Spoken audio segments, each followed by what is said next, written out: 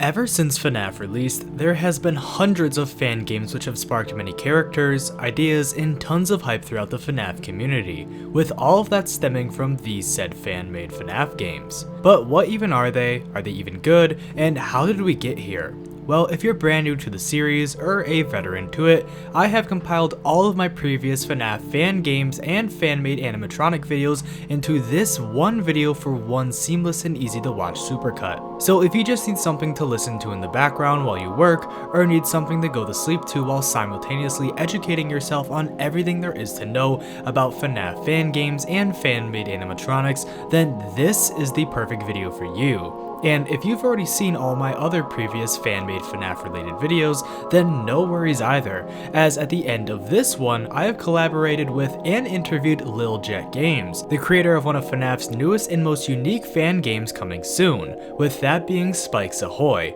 but I am getting ahead of myself. Timestamps are available if you want to skip to certain segments or if you need to rewatch certain segments, but before we get into it, make sure to subscribe if you love Five Nights at Freddy's, and let's dive deep into FNAF fan games.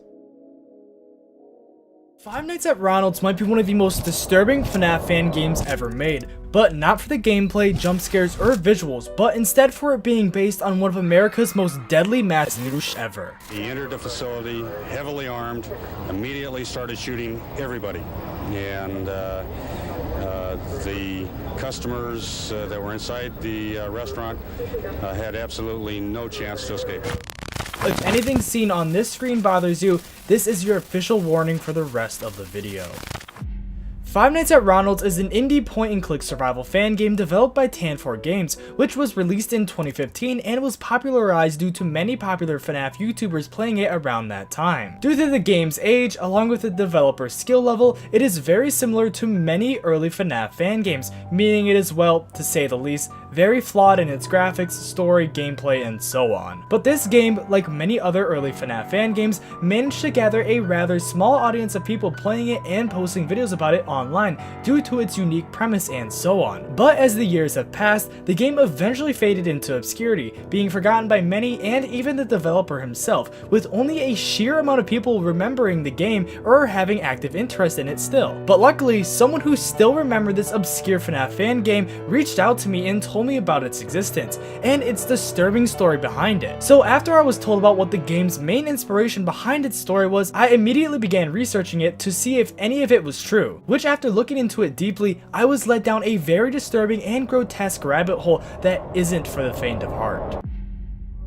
Five Nights at Ronald's has a very simple premise. The player sits in an office and monitors security cameras positioned throughout the building to observe the animatronics. The player has a limited amount of power to close the doors on either side, and the player must use the camera feed locations in the building to hold off the animatronics, which the player does by using the doors. The player also has to recharge a certain light on one of the cameras at the same time to prevent being jump scared by a character that acts very similarly to the puppet in FNAF 2. If the player fails to do any of this, they will be jump scared and will need to restart the night. Then to advance to the next night, the player must survive from 12 AM until 6 AM, just like how you do in any of the other FNAF games. Throughout the nights though, the player will be up against 6 animatronics that must be avoided, which are Ronald McDonald, the Hamburglar, Grimace, Birdie, Mayor McCheese, and Inflatable Ronald. Then on the custom nights, there is also a special animatronic that can be seen, which is known as Negative McCheese, but we won't be talking about him or the custom nights as they're not really relevant to this video. But just like any of the FNAF games,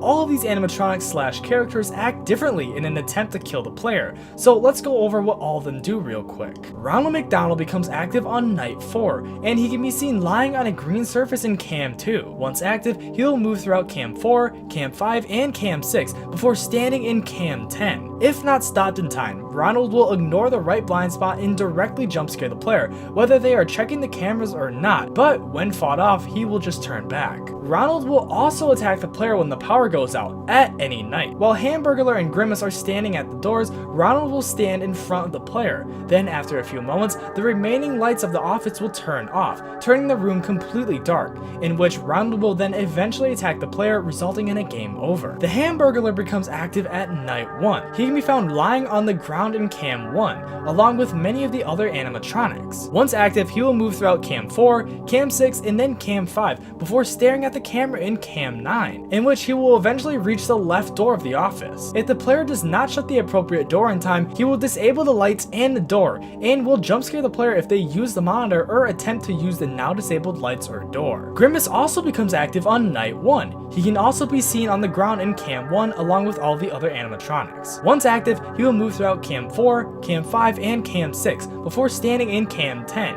Then afterwards, he'll reach the right door of the office. If the player does not shut the appropriate door in time, he will also disable the lights and the door, and will jump scare the player if the monitor is open or if they attempt to now use the disabled lights or door. Birdie becomes active on night 2, and can be seen lying on the ground in Cam 1. Once active, she will slowly leave the room as seen throughout Cam 3, barely opening the door at first, then standing in front of the door and leaving the room entirely. If Birdie does not appear on the cameras, it means she is going to run in Cam 9.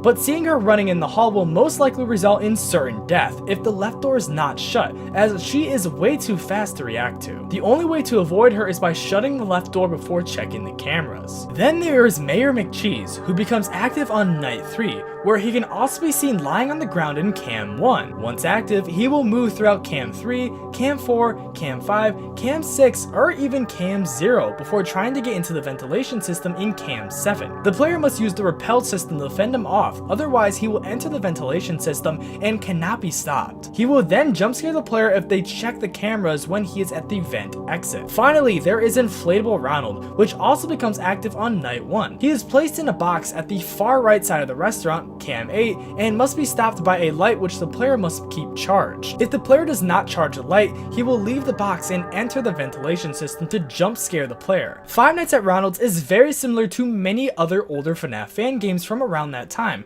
with it having gameplay mechanics similar to the older FNAF games, while also being extremely buggy, and while also being very simple and easy to play, and so on. I mean, after explaining what all of those animatronics do, it's clear to see that they all act the same as every single animatronic from FNAF 1, along with some from FNAF 2, which this kind of shows off, well, to an extent, the game's originality. But if that's all we took a look at, then the game would be just that. Another old, mediocre FNAF fan game forgotten due to time, but if you can look past that and look deeper below the surface of what this game has to offer to the player, then you'll realize that there's way more horrors hidden within it. Just like many other disturbing FNAF fan games, for example Dormitibus, the game seems just like any other normal FNAF fan game, but as you continue to play, you begin to notice very subtle and very off-putting things throughout your playthrough, with it becoming most disturbing once the story gets laid out in front of you. The reason I bring up Dormitibus is because of the extended use and mentions of blatant pedophilia, and nods to, well, I don't really want to say, but other sexually abusive acts towards,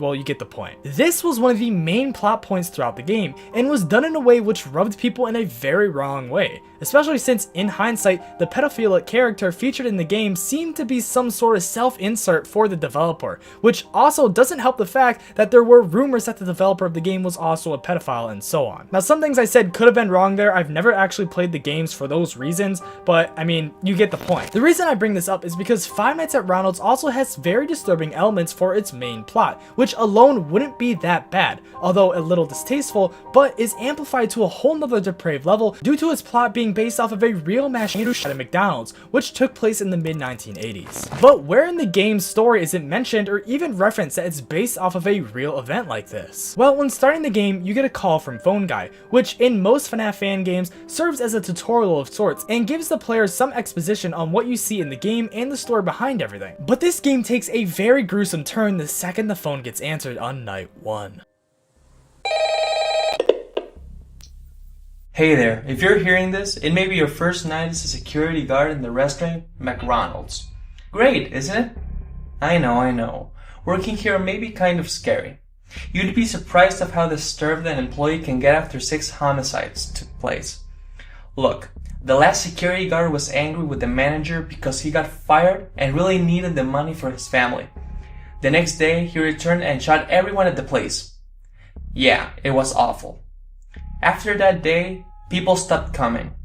So, we needed to bring our clients back. And we did it with the same technique as always. Buying animatronics. The kids love them. So we got some animatronics that move and spend time with the kids. But they move at night too. and they are looking for someone. In this case, it's going to be you. You don't want them close to you. So that's why we got some doors to stop them, lights to see them, and cameras to know where they are. You can't use them a lot because they consume energy. And if you run out of power, they will get you. And they will stuff you into an animatronic costume. And you know what happens next, right? Look, I've worked there before, and there's nothing to be afraid of. I swear. Well, that's it for today. Oh, I almost forgot. We once had an inflatable Ronald at the top of the restaurant, but it is now out of order, and we stored him in a box. The thing is that the inflatable can move in dark rooms, so you may need to recharge the light of the room constantly. Well, good luck. Without any prior knowledge of this game being based off of a real this call might just seem like any other phone call seen in other fan games with just a way darker undertone, but as the nights progress, they get increasingly worse. Hey there, welcome to your second day of work. I'm sure you haven't gotten into trouble in that office, right? Well, the animatronics do become more active each night that passes, so you may need to be more active too, alright? Also, you should keep an eye on the chicken animatronic. It may run to your door pretty quickly. Well, I don't have so much time left. I really need to go. My son is in the hospital, and I really need to see him. Well, that's all for today. Good luck! Night 2's call is way more tame than the last, with Phone Guy just telling you about another animatronic and mentioning that his son is in the hospital, but it only gets worse from here. Hey there. Do you remember yesterday when my son went to the hospital? Well, he got an infection, and I don't have any money for the treatments. I don't even know where I will get the cash. I guess I need to stay here. Well, you get back to work. Oh, and if you see the burger head animatronic in the cameras, you will be in big trouble. He will get inside the ventilation system in the office, and he will get you. So before he gets there, you should repel him with the flashing light we got for you. But try not to use it too much, since it does consume a lot of power, and it does take some time to cool down. Just be careful. Well, good luck. Again, Night 3 isn't that bad. Phone Guy just gives the player more advice on how to survive against the animatronics and so on. But again, he mentions how his son is in the hospital and that he needs money to pay for his treatment. And well, Night 4 is where it all goes to hell. What do you expect from society when they just take what you really love? Forgiveness? That's not enough for me. My son could have been saved, but they just had to fire me. They only cared about the money, even though they already had enough. They never cared for people like me, not even for my son. Now I want revenge. I want everyone to feel what I'm feeling right now. Society had its chance. Society had its chance. The final words we hear from Phone Guy in this game. Night 4 begins with no help from Phone Guy, but instead a message filled with hate and anger. This call suggests many things, with one of those things being that the Phone Guy's child died in the hospital due to his infection, which Phone Guy couldn't treat because he just got fired and couldn't afford the medical bills. I mean, it's the only feasible explanation for such a radical change in tonality compared to the previous night's calls. But this different tone shown to us, along with what Phone Guy says, also seems to suggest some other very disturbing things regarding the game's story. Phone Guy's statements throughout Night 3 and 4 are strangely similar to what the former security guard did, which was murder 6 people in the McDonald's after losing his job because he too needed money for his family. These calls in a way suggest that Phone Guy might actually have been the same security guard that murdered all of those people, which is also supported by the ending cutscene, where we can see a gun next to a picture of a kid and his father. This ending could also suggest that the murders never happened, and that the Phone Guy was going to make them real. real, or that he was going to commit similar murders. This story, along with many other things seen and heard in game, have various similarities to one of America's most deadly mass shootings in history, with that being the San Isidro McDonald's massacre, which happened on July 18th, 1984, where the gunman, 41-year-old James Huberty, fatally shot 22 people, one of which was an unborn child, and wounded 19 others before being killed by a police sniper approximately 77 minutes after he had first opened fire. Warning, this is where the video gets extremely graphic and violent, so extreme viewer discretion is now advised. Now you might be thinking, well, how does this massacre have anything to do with Five Nights at Ronald's? The only thing consistent with that is that it took place in a McDonald's, and that's where I'd say you are wrong. Because the deeper you look into the story, the more and more similarities you'll begin to see to this game and this incident. James Oliver Huberty, born October 11th, 1942, was born in Canton, Ohio, and was the second of two children whose parents were Earl Vincent and Eichel Evelyn Huberty. At the age of 8, James' family would move to a farm outside of Canton, and because of this move, Eichel refused to live on the rural property, which led to her abandoning her family. Growing up, James didn't have many friends and found it hard to socialize due to his family's extreme religious beliefs and his limp, which he had ever since he was 3 due to polio. Because of this, he was frequently bullied in school, but was able to graduate 51st out of a class of 77 in 1960. After graduation, he attended college to obtain a funeral director's license and an embalmer's license. And it was during these years in college he met Edna Markland, with whom he would eventually end up marrying in 1965. After this, James would work his way up the corporate ladder, getting new and better paid jobs as the years passed, and was eventually making 25 to 30 grand a year, which due to inflation would be around roughly $142,000 to $170,000 a year. Then in 1972 and 1974, he and his wife had 2 daughters named Zelia and Cassandra. From the sounds of it, James had a seemingly very good life on the outside. He made a whole lot of money, had their own apartment complex, and even had 2 daughters. So what would eventually lead him to go on a killing spree almost a decade later? Well, Huberty had a history of domestic violence. Edna repeatedly attempted to persuade her husband to seek counseling to alleviate his sources of stress, although he refused to seek any form of therapy. In personal efforts to pacify her husband's temper, anxiety, and general paranoia, and to both influence and control his behavior, Edna took great efforts to minimize any possibility of agitating her husband. But this is when things began to get bad for the Huberty family. In November 1982, Huberty was laid off from his job, causing him to become despondent over his dire financial situation and general inability to provide for his family. One co-worker would later recollect that upon being notified of the impending closure of this firm, Huberty had made a comment indicating that if he was unable to provide for his family, he would intend to commit suicide and take everyone with him. According to Edna, shortly after her husband became unemployed, Huberty began hearing voices. Then in early 1983, he placed a loaded pistol against his temple, threatening to commit suicide. Edna successfully dissuaded her husband into shooting himself. Unable to find employment in Ohio, the family decided to make the move to Mexico, believing the money obtained from their apartment would be able to financially sustain the family longer in Mexico than in America. When Huberty and his family moved from Ohio to Tijuana in October 1983, he left all but the most essential of his family's possessions in storage in Ohio, but ensured he brought his huge collection of guns, ammunition, and survival supplies with him. Unable to find employment in Tijuana, Huberty quickly regretted his decision to relocate to Mexico. Within 3 months, the family relocated to San Isidro, a largely poor district of San Diego, just north of the Mexico-United States border. After moving into San Isidro, the Hubertys rented an apartment within the Cottonwood Apartments as Huberty sought employment. Then, shortly thereafter, Huberty applied to a newspaper advertisement offering security guard training in a federally funded program. He completed this course on April 12th and soon obtained employment with a security firm in Chula Vista, assigned with guarding a condominium complex. The money earned enabled the family to have their furniture shipped from Ohio, and the family relocated to a 2-bedroom apartment on Averill Road the same month. But when all began to look up, on July 10th, Huberty was dismissed from this job. His employers informed Huberty the reasons for his dismissal were his poor work performance and a noted general physical instability. Then, on Wednesday, July 18th, Huberty and his wife and children visited the San Diego Zoo. In the course of their walk through the zoo,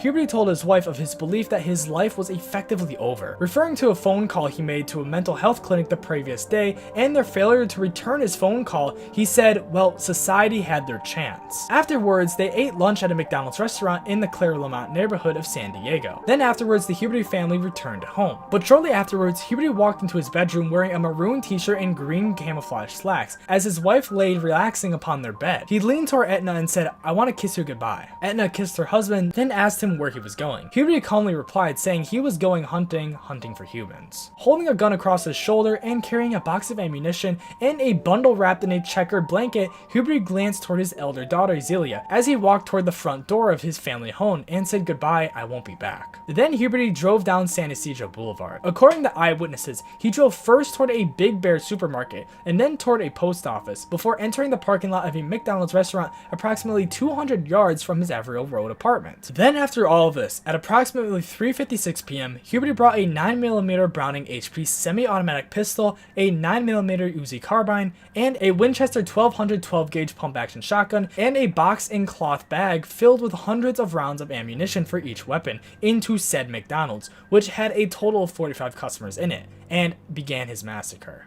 This incident, along with what led up to it, was the main inspiration for the story of Five Nights at Ronald's. While not taking the whole story and applying it to the game, there are very heavy mentions of it throughout the game's story, and even in some of its gameplay elements and so on. Enough to the point where it's definitely not a coincidence, but was 100% intentionally put there by the developer. With all this being said, personally, I think it's very distasteful to include such a horrific crime into your game, especially with the sheer amount of brutality that occurred during this massacre. Now, I know we already looked at the phone calls already, along with some other things regarding the story slightly, but I want to compare all of these similarities from this case to these phone calls while also looking at other things in the game and its story to show what exactly makes it based off of this massacre. Looking a bit deeper into the phone calls, there's mention of the fact that the old security guard was angry because he got fired, and in return killed 6 people in the restaurant because he needed money for his family. Then as the nights progress, the calls begin to show Phone Guy's anger towards society and his boss for firing him, which was the reason for him not being able to save his son. Then at the very end of his last call, he directly quotes James Huberty by saying society had its chance. Society had its chance. Apart from the victim count, which was changed to 6 to fit the number of animatronics, and the phone guy's story about his son, these two stories show very clear indicators that the game took inspiration from James Huberty and the San Ysidro massacre, which is basically upright proven by phone guy's direct quote from Huberty himself. Then during the game, there are sounds you can hear throughout the nights, some of which include a baby and woman crying.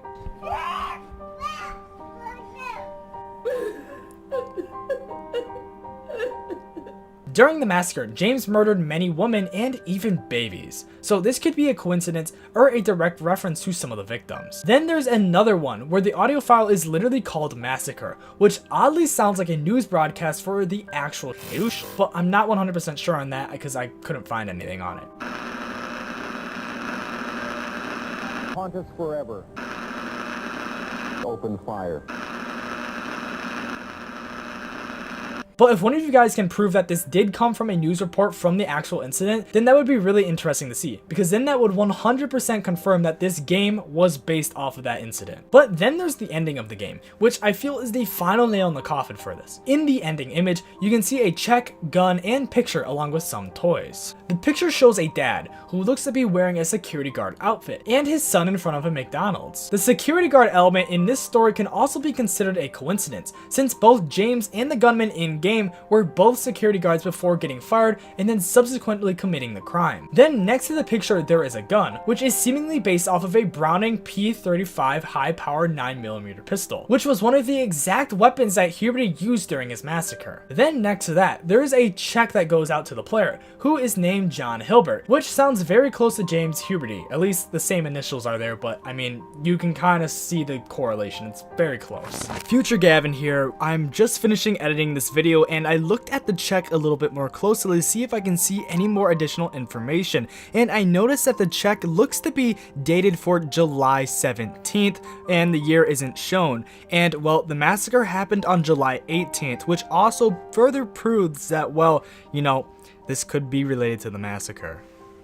Now, I mean, say what you want to say about the game. Whether you find it unique or just mediocre, there's definitely a lot of thought put into its story if it did take inspiration from this massacre, as the comparisons and correlations to both stories have a lot of similarities. But I mean, what do you guys think? Am I just overthinking this, or is there definitely some correlation here from this massacre in, you know, the game? The FNAF franchise has accumulated over millions of fans over the years, with tons of people loving the series to death. Okay, people, tomorrow morning, 10 a.m., Santa's coming in. Oh my god, Five Nights at Freddy's. And with that, some of these fans have such an immense love for the series that they make their own games, animatronics, stories, and etc. to show support and their creativity towards the games. And I'm going to be showcasing some of that in this video. Here are the top 10 scariest Five Nights at Freddy's fan-made animatronics. Now, a couple things before I start the list. When I was researching for this video, I tried to look for animatronics that weren't known and that were kind of obscure, just so you guys wouldn't be seeing the same animatronics in other people's videos. And boy, can I tell you, there was a lot of good choices out there when I was researching for this video. And that leads me to say a quick disclaimer for this video. I'm going to be rating the animatronics independent from the work they were showcased in or originally from. So if they were in a very bad fan game, we're not going to be rating the game, but instead the character design. So if they were in a very good game, we're not going to be worrying about if the game was good or not, only the character designs. That also leads me to say that when ranking these animatronics, I might do it by the group instead of a singular animatronic. What I mean by that is if there's a group, like with Fready, Bonnie, Chica, etc., I may just rank the whole group as one instead of just a singular animatronic, because, well, some of these designs are really good. Now, is that kind of cheating? Yeah, but I don't want to make the creator of the animatronic slash characters feel like I'm disregarding some of their other characters slash work by doing so. Now, before I get into this list, you have to subscribe if you like Five Nights at Freddy's or enjoy the games. Here we go. Number 10.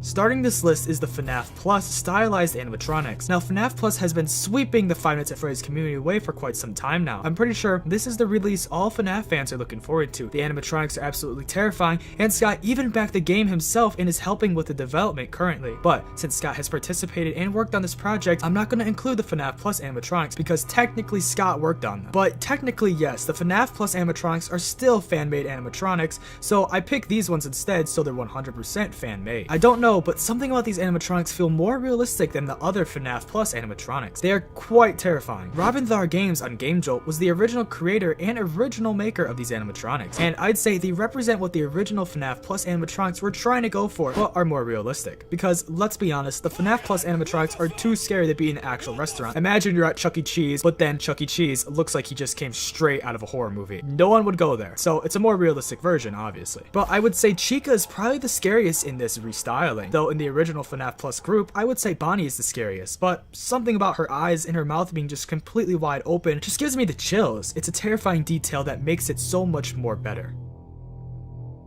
Number 9.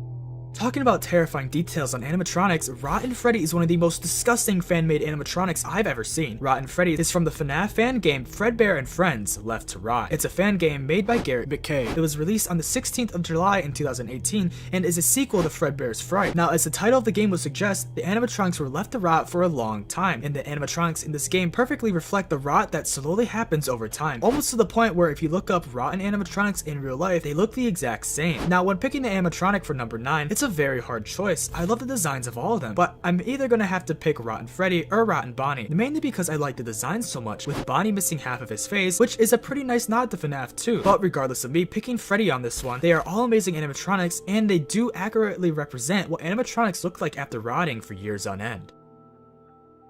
Number 8.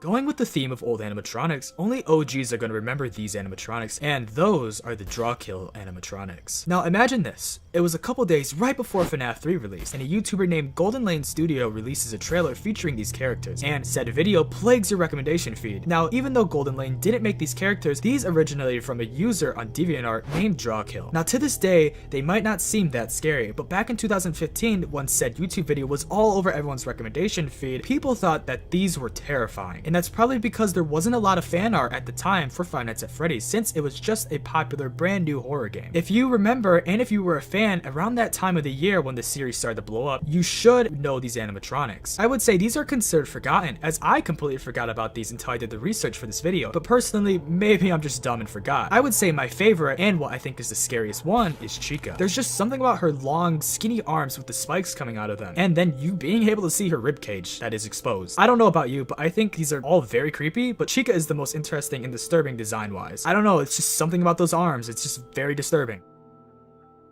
Number 7.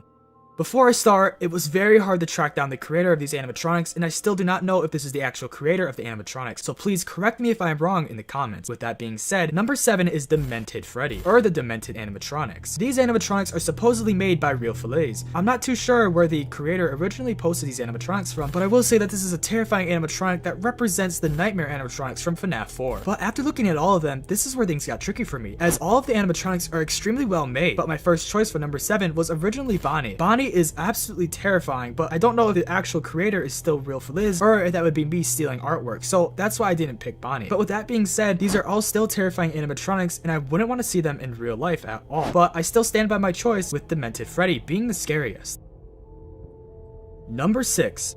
The Twisted Carnival is a FNAF fan game made by Galva _. It is yet to be released, but a demo for one of the various minigames inside of that game was released and posted on February 1st, 2018. And more recently, a demo was released on January 17th, 2021. Now, I don't know if we are ever going to see this game hit the light of day, but it does seem like it's getting made slowly but surely. Now, ignoring how long the game is taking to be developed and released, the animatronics that were already showcased might be some of the most unique animatronics I've ever seen in a FNAF fan game. Now, for this FNAF fan game, all of the animatronics are uniquely created to represent the original ones from the FNAF series. The names are even different too. Instead of Freddy, Bonnie, Chica, and Foxy, they were renamed to Bear Hug, Bonzo, Foxtrot, and Trixie. But I'm gonna say Trixie takes the cake for being the scariest in this game. Even though all the other animatronic designs are absolutely incredible in this game, Trixie has a very unique outfit. She is wearing a cheerleading costume. She doesn't have a cupcake in this version, and well, she has a bomb in her hand. Now, this is all fairly unique and never before seen in a FNAF fan game, and I like to see people try new things with the character being terrifying, and with the character trying something new, I have to keep that as number 6 on this list.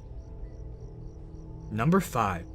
Final Nights 3 Nightmares Awakened, or just simply known as Final Nights 3, is the third game in the Final Nights series. It is a survival horror game made in Unreal Engine 4 by Liam Jolly, and it was originally intended to be the final game in the series until they decided to make a fourth one. In this game, the animatronics stay true to how they were in the previous games, except one, and that is the puppet, which is now renamed as the Reaper Puppet. If you thought the original puppet from FNAF 2 was terrifying, you clearly haven't seen this. Now, with this character originally showing up in Final Nights 3, it also makes a debut in Final Nights 4, with an even more terrifying design. The arms are stretched out, and instead of legs, it has tentacles, and the whole face is mangled and almost looks like it's melting. Now, I've personally never played this game before, so I don't know how the mechanics work, but imagine that flying towards you. Personally, after seeing this is one of my favorite puppet designs of all time. It's unique, and it's something a little different. The tentacles are just really disturbing, so I really like this design. Number 4. Tycoon Sun's Lumber Co. With a total of 8 animatronics in this game, I'd have to say Summer Crab is an animatronic I wouldn't expect coming from a FNAF game. Now, the name already tells you what it is. It's a crab, but the design takes a lot of inspiration from Springtrap heavily. But instead of it being entirely like Springtrap, it looks just like a crab. It has eyeballs outside of its head, the whole mouth is filled with sharp teeth, and instead of having hands, it has claws that are also filled with teeth. Now, imagine if this thing caused the bite of 83 or 87. That would kill you immediately. Now, regardless of how creepy and scary this design would be to see in person, it's extremely well made and has a lot of detail, and I haven't seen a crab animatronic ever before, so I'm gonna keep this at number 4. I really like this design. Number 3. Unfortunately, we will never see these animatronics come to life, ever. That is because the animatronics were from a cancelled game called Sinister Turmoil. Sinister Turmoil is a cancelled free-roaming survival FNAF fan game developed by Angel Games, and after a couple years of development, the new development team cancelled it. But there was a lot of prototypes and behind-the-scenes footage of this game, in which some of that included the animatronics that were going to be featured in this cancelled game, such as Sinister Freddy. Now, Freddy and the rest of the animatronics are clearly based off of withered animatronics, but instead of them being withered, they have no eyes and extremely sharp and deadly teeth. The reason why I like these animatronics so much is because they stay true to the original designs that they're going after, but the new design gave them an almost nightmare animatronics like feel to them. It's unfortunate that we'll never see these animatronics come to life in the game, but I will say they left us with some very cool designs. Number 2. Now, I'm going to be including a whole group of animatronics just because of how amazing they all are and how amazingly designed and how much detail have been put into these compared to the rest on this list. These are the corrupted animatronics that are made by Ruthium? I think that's how you pronounce it. I'm not too sure how you pronounce her name, but they designed and made all of these animatronics, which include Corrupted Freddy, Corrupted Bonnie, Corrupted Chica, Corrupted Golden Freddy, Corrupted Springtrap, Corrupted Balloon Boy, and the Corrupted Puppet. That was a lot of corrupted. Statistically speaking, these have got to be the most freaky and unsettling animatronics I have ever seen. With Chica having teeth as eyeballs, Bonnie having, well, multiple eyeballs, and then 2 very large front teeth, Balloon Boy also having teeth for eyeballs, and Springtrap having teeth split down his forehead. There's a lot of teeth in these. The only only reason it's not number 1 is because I feel like it's too much overkill for me. Don't get me wrong, the designs are amazing, but it just seems too unrealistic to the point where it's overwhelming. You can't have a top 10 video without an honorable mention. I feel like I needed one because of these animatronics I'm about to show. This is probably the ones you guys have been waiting to see, but I'm not going to put them as number 1 because I feel like it'd be too predictable. So instead, I put these as the honorable mention, and that's the Night Toy animatronics, which includes Night Toy Fready, Night Toy Bonnie, Night Toy Chica, and Night Toy Mangle. All of these animatronics are complete nightmare versions of what the actual animatronics are. These animatronics don't even look like robots, they look like living organisms, with Chica having a mouth on her pelvis, Bonnie having insanely long arms and legs. Just imagine that crawling after you. With Mangle just having pieces everywhere on her. They don't look like they were designed to be robots, but instead real life creatures. Unfortunately, I can't give credit for these pure nightmare field animatronics because the user that posted them on Reddit have been deleted. So I don't know who the actual user that made these are, but if you do, please comment down below. Anyways, let's get the number 1. Number 1.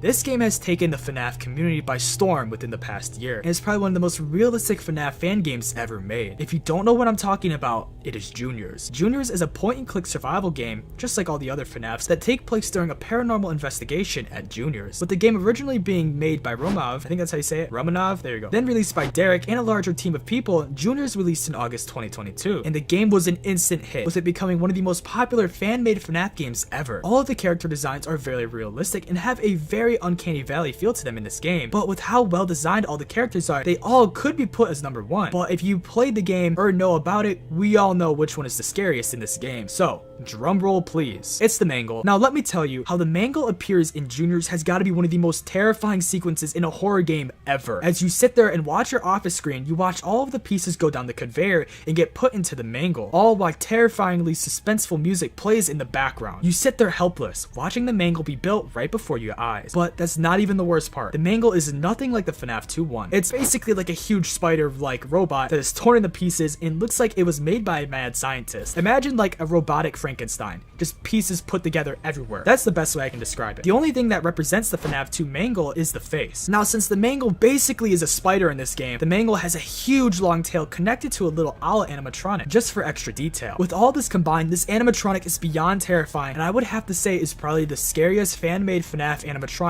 ever. FNAF has a lot of fan-made animatronics, the main reason why being the fact that there is hundreds upon hundreds of fan-made FNAF games, and in said fan games, there is also hundreds of fan-made animatronics. So with there being a ton of fan-made FNAF animatronics, there is bound to be some absolutely terrifying ones found in said games, and that's exactly what we're going to be looking at in this video. So before we take a dive into some of the scariest fan-made FNAF animatronics, make sure to subscribe if you love Five Nights at Freddy's. Now before we take a look at these animatronics, I would like to mention that I will be showing these animatronics from least scary to most, so the first ones we will be looking at won't be as scary as some of the later ones seen in this video. Anyways, with that being said, the first ones that we are going to be looking at are the brand new Baddington FNAF 1 animatronics from the fan game FNAF Baddington Edition. These animatronics are a one-to-one recreation of the main ones from FNAF 1, and as you can see, they all have a very unique style, very reminiscent of the animatronics seen in Chuck E. Cheese. Literally side by side, they look almost the exact same. Taking a deeper look at them, we can clearly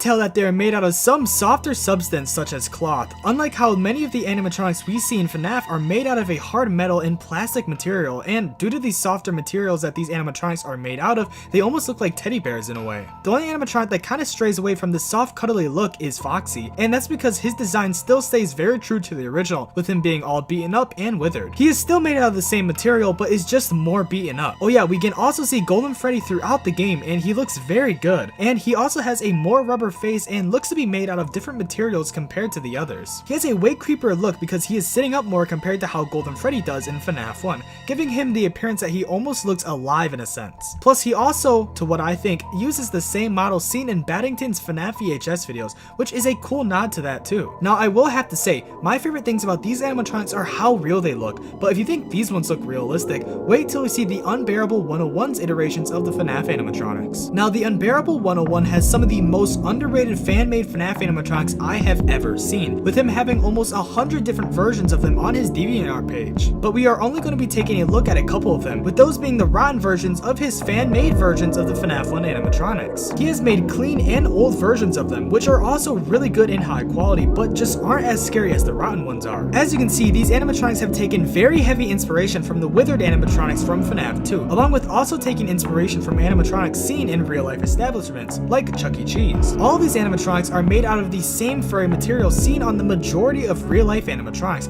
and show off a very realistic rotting to the suits. These animatronics look like they have been sitting in a very damp back room and were forgotten about for years, which is shown through the dirtiness seen on their fur. Like, I can just smell how these animatronics look, and I know that sounds weird, but I do think that they would probably smell like wet dog and mildew along with a hint of black mold. I don't know, it's just hard to explain, but I don't think I've ever seen someone so accurately portray rot this well on animatronics. I also can't forget to mention all the stylized changes made to these characters, with Fready wearing a red and black vest along with his bow tie and top hat matching his accent colors. He also has very realistic paws and feet that match with his design very well. Bonnie also takes some inspiration from Fready, wearing pants that act as overalls while also having his bow match the colors of him. He also has hands and feet that are very similar to Freddy's as well, and he also looks very good as it matches his style as well. Chica is a bit different from the rest, with her sporting a full apron instead of just a bib, which we can see is extremely dirtied and rotten. Even her cupcake is completely destroyed as well, which is a very nice detail to see that we usually don't see on a majority of fan-made animatronics. And Foxy, well, he is definitely the scariest out of the bunch, with him having bright orange eyes that look like they are staring directly into my soul. He is also the most withered of the bunch, like usual, with him missing the fur around his legs while also missing the fur on his hands and feet. Now, even though these animatronics are some of the most realistic ones I have ever seen, I will have to say that there are more unique iterations of these characters that are, in my opinion, more scary. And that brings me to show you guys Hush Puppy Art's terrifying versions of the FNAF animatronics. Now, even though Hush Puppy Art doesn't have very realistic fan-made animatronics, I will say they have some very disturbing versions of some of the characters, with the ones most disturbing being their iterations of the FNAF 4 Nightmare animatronics. Now, unfortunately, they do not have fan art of every animatronic from FNAF 4, but the ones that they do have, I think is more than enough because they are pure nightmare fuel. They have made Nightmare Bonnie, Chica, Foxy, and Nightmare Fredbear, which I will save for last. Taking a look at these animatronics, we can immediately tell that there is a very specific type of art style shared between all images, and it is very unique and is unlike any other fan art I have ever seen for FNAF characters. Looking at Bonnie, we are immediately greeted with possibly one of the most terrifying smiles ever, with him having multiple rows of teeth and blood all around his mouth, and all over his body. He also seems to have hyper-realistic eyes, which is a trend for Hush Puppy's artworks. Bonnie is pretty tame compared to the rest we will be looking at, but the small details like his long claws, exposed endoskeleton, and so on are very nice details to see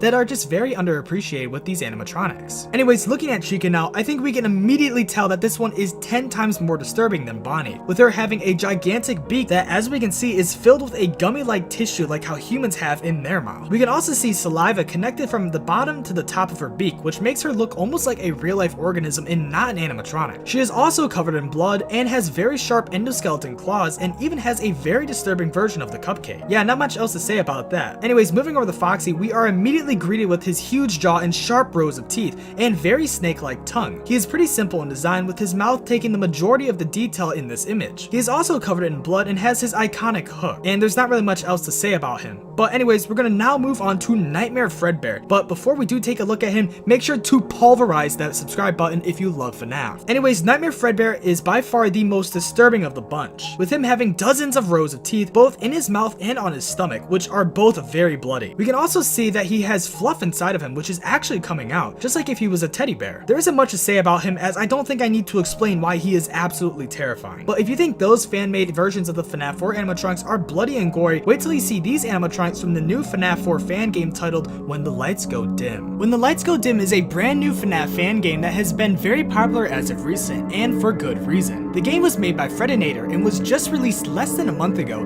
and due to the gameplay and the animatronics, it has blown up. Now, due to the game being brand new, there isn't really any in-depth looks at the characters, which kinda sucks because these have some of the most detail I have ever seen on fan-made animatronics. Looking at Nightmare Freddy, he looks very similar to his normal FNAF 4 counterpart, but as you will see with all these animatronics, they all have dead bodies in them, just like how Springtrap does. Freddy's mask also moves very similar to how the Fun Times mask open up, which is a very interesting detail. Nightmare Bonnie has way more detail than Freddy does, with him actually holding his mask in his hand, and he is also missing his left arm, so he looks very much like withered Bonnie. We can also see that he has an exposed ribcage, and most importantly, we can take a detailed look at the corpse inside of him. Moving over to Chica, she too, just like Freddy, is very much so the same, but looking inside of her mouth, we can see the stretched out jaw of the body inside of her, which is very disturbing. She also seems to have different feet, but I'm not 100% sure of that. Anyways, moving over to Foxy, we can see he also looks the same for the most part until you look closely at his mouth, where we can see another stretched out jaw, but with a sharp tongue sticking out of it instead. Now this game does have more animatronics, but in my opinion, these ones look the best and the most scary. But moving away from FNAF 4 animatronics, we're going to be taking a step back to a fan-made version of an animatronic seen in FNAF 3, that being Chroma Knight's Springtrap. This version of Springtrap is personally one of my favorites just because of the sheer amount of detail, blood, gore, and uniqueness it has, plus it was also on the thumbnail for this video. Looking at the full body render, we can clearly see, well, a lot. Looking at his design, we can see that the Spring Bonnie suit was originally yellow, along with it having overalls on and a bow tie, and maybe even possibly having stars hanging off of its ears. Then looking more in depth, we can see the blood and organs from William Afton inside, even seeing his bones within the suit. There is even a render of the corpse without the suit, and we can see even more in depth the guts and bones that are actually inside of the suit. Just looking at William Afton's decayed face is completely disturbing, with his teeth all broken and his eyes being impaled from the suit's eyes. But looking even more in depth,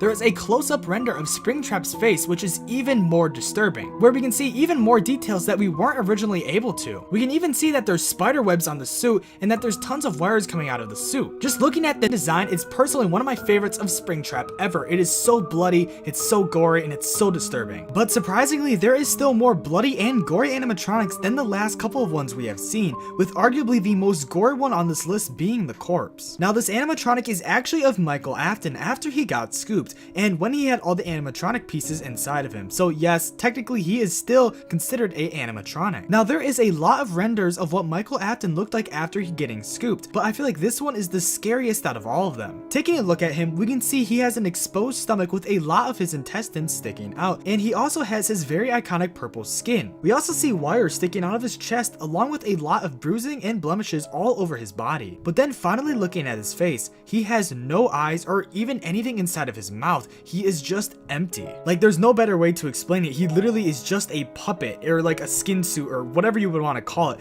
And this render really shows how much of a puppet he is and how much of a, I don't know, skin suit he looks like. Just the thought of having all of your insides scooped out and replaced with animatronic parts is absolutely disgusting, and seeing a realistic version of what that would look like is gut-wrenching, and I cannot get this out of my head. Now before I start this video, I'm going to point out the obvious. I know you clicked on this video because of the thumbnail, whether it be this one or, well, this one. I don't know which one to pick yet for the video, but regardless of if you clicked on this video because of the thumbnail or because of a general interest in bad FNAF fan games, then well, you've come to the right place. FNAF has thousands of fan games. Literally new ones are being made every day, so it's almost impossible to keep track of what slop is being produced. But for this video, I will be looking at 4 of the worst FNAF fan games ever made, with some being just straight up bad, complete scams, blatant robbery of other games' assets, and the use of overly sexualized characters. So instead of me wasting your time on this intro, I have one last thing to ask. Due to all of your guys' support on my recent long form videos, I have to ask that if you enjoy this video, then please subscribe. And if you don't enjoy this video, then well, subscribe if you love Five Nights at Freddy's, because I know that if you're watching this video, you obviously have some sort of interest or love FNAF. But anyways, let's get into the worst FNAF fan games ever made. Now, I don't even know where to start for this video. Each game we will be looking at has its own set of problems, but I guess we will look at one of the most popular worst FNAF fan games that you probably know about, but don't realize is a complete scam, with that being Candyland. Now don't get me started on all the videos talking about this game, because trust me, I know there is a lot. But I want to say that before I talk about this game, my good friend Johnny the Night Guard made a full-length video discussing the game. Sorry, I meant NFT project, that will probably never be turned into a game. And he made it almost over a year ago, and he goes in more depth than I'll have time for in this video. So if you want more context to the game, game, I'll link it at the end of this video. Now yes, you heard me right, Candyland is an NFT project, but before I get into all of that, we need to take a step back and discuss the project's history before we get into the whole NFT scam part of it. Candyland is a game / animation series on YouTube created by Golden Lane Studios way back in 2022. The animations are insanely high quality and include characters that highly resemble the Funtime animatronics, with the showrunner of it all being Susie Snacktime. Wow, that's just so original. I you know, snack time, playtime, poppy playtime, yeah, whatever. Anyways, you might be asking, well, what's the issue? How is this a scam? Well, that's when we move over to the official Candyland Twitter, where we really see, oh my god, it's an NFT project. Yeah, I already know that I said it was an NFT project, but this just really shows how big of a project it is. Looking at the Twitter, we can see all kinds of different variants of the Candyland animatronics, with, don't get me wrong, very cool and unique different costumes. So remember when I said that they were supposedly making this into a game? Well, they are quote unquote supposedly using the profits from the NFTs to fund the game's development, which seems just a little fishy to me. If the game was announced at the same time the first video came out, which I am not 100% sure if it was, then that was almost 2 years ago, and we haven't heard anything from the development since. And at the time of recording, there hasn't been any new videos in the past 5 months on the Golden Lane channel, and the Twitter has stopped shilling out the NFTs and is now reposting various videos from their various other Candyland related YouTube channels. Because trust me, Candyland has like 5 different associated YouTube channels that just rake in the revenue. But hopefully the game does actually come out and is actually playable and decent, but we haven't gotten a major update in 6 months almost, and it just looks like to me they've taken the money and left. Obviously games take time for development, and that's just my own theories and, you know, speculation. I'm obviously not saying this is fact, but I don't know, using NFT money to fund your game is just sketchy. Plus we also can't forget all the brain rot thirst trap content regarding Susie Snack Time. Like, what is this? Like, why are you guys making this? Like, I get it, the 5-year-olds are probably giving you, you know, hundreds of thousands of dollars by just rewatching this, but like, still, it just kind of harness your, you know, game's reputation. But anyways, that's the overall synopsis of where the Candyland project is at now. But if you think that sexualization of Susie is bad, look no further to Five Nights in Anime. Now there is a couple of Five Nights in Anime games, and we won't be talking about a specific one, just all of them combined. And before I do start talking about it, I would like to preface that the games aren't bad at all. Obviously, just like most other FNAF fan games, they are just recreations of FNAF with various changes, with the main and most notable, two most notable features being the characters and stylistic changes. What, did you think I was gonna say something else? Yeah, of course you were, you dirty-minded freak. Anyways, yeah, why would anyone make this? Now, as I said, the games are inherently bad, but just the concept is a little weird, at least for me. Looking at the FNAF lore, with the animatronics being stuffed with dead children, then making a game about sexualizing said characters to such an extreme is just a little sus. I don't know, I find it weird. Maybe I'm looking into it too much, which I probably am, but yeah. But don't worry, it gets worse though. Looking at the game's jump scares, they involve a lot of moving around and showing of certain body parts that if shown in this video, I would instantly get demonetized and also probably traumatize a couple poor children that might have accidentally have stumbled upon this video, so I won't show it just for those reasons. But it is on the wiki page that they have if you are curious. Don't tell anyone I said that. Now the games have obviously had a bunch of effort and work put into them, and the designs are actually pretty decent. But yeah, the game isn't actually that bad. It's just you know, a little weird, but I felt the need to include it anyways because first of all, I needed a good thumbnail, and plus I'd also know I'd get a ton of comments telling me I should have included it. So anyways, on to the next FNAF fan game. Now the next game we'll be looking at is the Return to Freddy's Classic, or for my OG FNAF fans, better known as FNAF 3 Fan Made. FNAF 3 Fan Made came out just 1 month after FNAF 2 released, and shortly after its release, a lot of YouTubers played this game, and because of that, it garnered a lot of attention. But due to the game being named FNAF 3, it got the developer, Ponyatter Films, in trouble. He also got in trouble with the creator of Candy the Cat because Ponyatter stole the character without the creator's permission. And as you can see by the gameplay, it's literally just an amalgamation of the first 2 FNAF games poorly put together, and the game barely even works correctly. Everything has terrible shading and quality, and there is literally nothing original about this game because everything is stolen. There's 3 versions of this game with various small changes, those being FNAF 3, which is the one I was just talking about, that got banned by Scott Cawthon and is, you know, illegal basically. FNAF 3 Fan Made, which is, you know, still pretty illegal, but, you know, at least it's not a one-on-one rip-off of, you know, FNAF 3. And then the Return to Freddy's. Yet again, another YouTuber named Toadbump made an amazing full-length in-depth video about these games, so I'll link it at the end of this video as well if you're interested, because trust me, there's a lot more information and, you know, more in-depth stuff that I couldn't fit in this video that, well, you know, they put in their video, so you can go check it out at the end of this one. Now, even though I gave FNAF 3 Fan Made a very quick rundown, that's because first of all, there isn't much to talk about when it comes to it, and second of all, I really want to get to the last FNAF fan game, with that being Five Nights at Buddy. Now, this game is quite literally so unknown that when I went to do research on it, I couldn't find any sort of information for it. The only reason I know about this game is because I played it as a kid, because my mom wouldn't buy the FNAF games for me. But luckily for me, there is a gameplay video of it on YouTube, so we will be looking at this video as this is the only proof of its existence. The game's description says this: can you survive nights at Buddy? Wow, it's not even 5 nights anymore, it's just nights. Buddy will get you as he is back. You are a guard at a future science station. You're protecting the facility at night, blah blah blah blah blah, a bunch of more bad grammar and so on. The game released in January 2015, and it really shows, as most early FNAF fan games looked awful, with FNAF 3 Fan Made as a good example. This game had various different versions of it released, so it's hard to keep track of what was what and, you know, so on. But the gameplay footage that you are seeing is the version I remember playing. As you can see, the game is, well, bad. The gameplay is the same as FNAF 1, check the cameras, and so on. The main character, Buddy, seems to be sort of, well, I don't know what he is, to be honest. Maybe an animal or something, I don't really know. But anyways, Buddy has some of the weirdest programming I have ever seen for a FNAF fan game. It seems that he doesn't have certain places where he can be seen, but instead he can freely move around wherever, because bro can just be seen moving down the hallway and so on sometimes. I really don't know why that happens. Sometimes he can peek through the doors as well and can also be seen on the cameras, but other than that, bro just does what he wants. For some reason as well, the science station that you play in is definitely not themed like a science station, because we see a Celebrate poster in the office, and we also see on the cameras a possible party room. I wish this game had a wiki so I can give you guys more clear and concise information about this game, but I do know that there is an APK download I saw for this game when I searched it up and did research on it. Just make sure you don't get a virus or anything, because who knows. This fan-made Five Nights at Freddy's game got cancelled and taken down for the craziest reason that I bet you wouldn't even guess. And we're gonna be talking about that in this video. And that game is LEGO Five Nights at Freddy's. Yes, there was a LEGO fan-made Five Nights at Freddy's game that did release but isn't available anymore. And the backstory behind this takedown is insane, and there's literally no other fan game that went through this kind of commotion ever before. Now geez, I don't even know where to start. LEGO Five Nights at Freddy's was a game developed by Sunken Studios. But before I get into the background information about this game and the whole takedown situation, I'm gonna tell you guys the basic synopsis of this game. It's literally just Five Nights at Freddy's 1, except it's all LEGO. Oh, really? I didn't know that. And if you guys have ever played the original older LEGO games, like the original LEGO Batman game, there's even little things you can buy with coins in these games. Or, well, studs as they're called. Each night you complete, you can get studs and you can unlock stuff and get upgradable things. So it's not an exact replica of Five Nights at Freddy's 1, but it's basically the same thing, just with extra stuff, and it's all LEGO. And it's an amazing game. And it's a really big shame that we can't play this anymore. Or, well, maybe we can. If you guys stick to the end of the video, I might be able to get you guys in on a little secret that no one knows about. So make sure to subscribe if you love Five Nights at Freddy's and if you like Five Nights at Freddy's content. Now we're gonna backtrack a second. You guys know how I said that the game had its own little currency system, but was other than that the exact same game and basically an exact replica?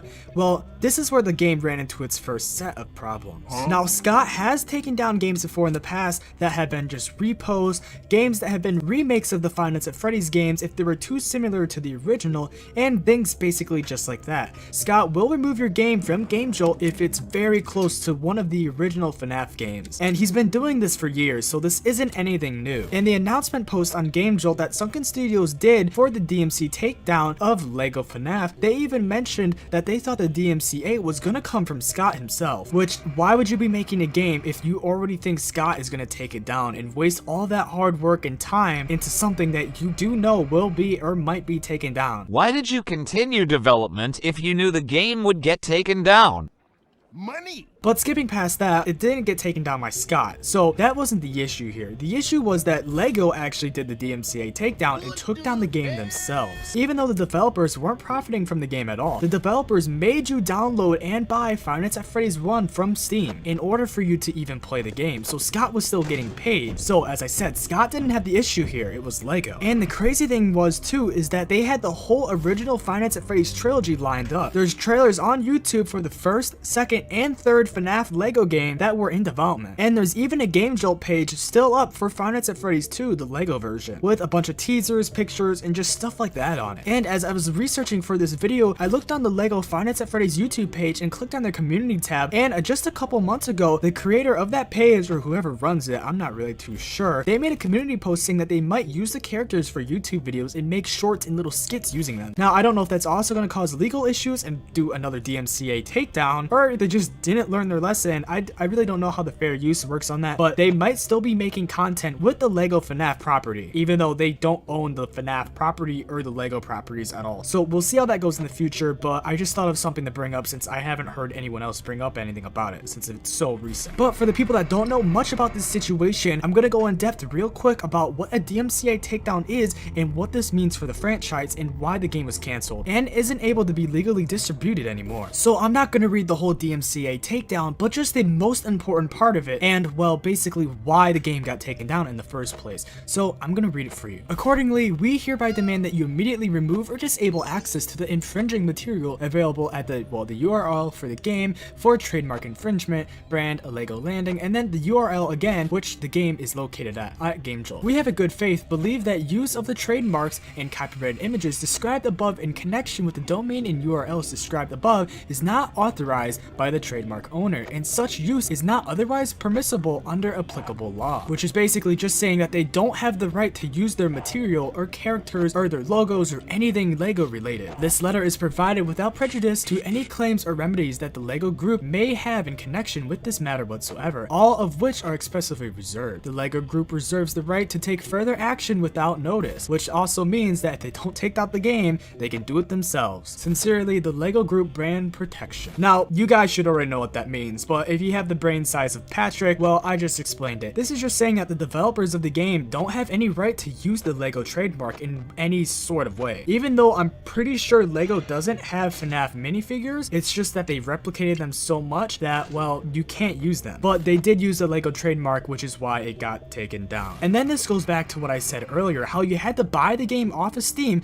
to even download or play this version of it. People might have been buying the game just to play this Lego version, which inherently means that they were buying the game, which is giving Scott money to play the Lego version, which means Scott would technically be getting Lego's profit, if that makes sense. Now, I bought FNAF 1 years ago, but if I were to download the Lego version, that technically means that the money I paid to buy the game is Lego's money. Now, this is a very unfortunate situation for the whole Five Nights at Freddy's community, and a bunch of people were outraged once this news came out. A lot of people were looking forward to this trilogy of games that were, well, taken away from us. Maybe we could have had them if the development team reached out to Lego beforehand, but honestly, if Lego is so butthurt about this, I don't think they would have even allowed access in the first place. And that really sucks because I was looking forward to these. I just found out about these games like a couple months ago. I didn't even know about these, and by the time I found out about these games, they were already taken down. And this would have been one of the best fan-made FNAF trilogies, or just fan games in general, ever if they weren't taken down over some stupid copyright. Now, a bunch of people were saying that you could just use the off-brand version or just some off-brand Legos or just kind of, use an off-brand style to it or replace the minifigures, but I don't think that would work either. The main reason the game got taken down was because of the minifigure style. But this is a very unfortunate situation. There's not much more to really talk about it. The only new news we got about it is that they might be using the characters and the assets for the game for YouTube Shorts and just overall general purpose content on their YouTube. Now, I don't think that means any games are coming in the future for obvious reasons, but who knows, they might be trying to make the best out of this terrible situation. But hey, who knows? Maybe someone at Lego could greenlight a Five Nights at Freddy's project or a video game, and then these guys could develop it for them, or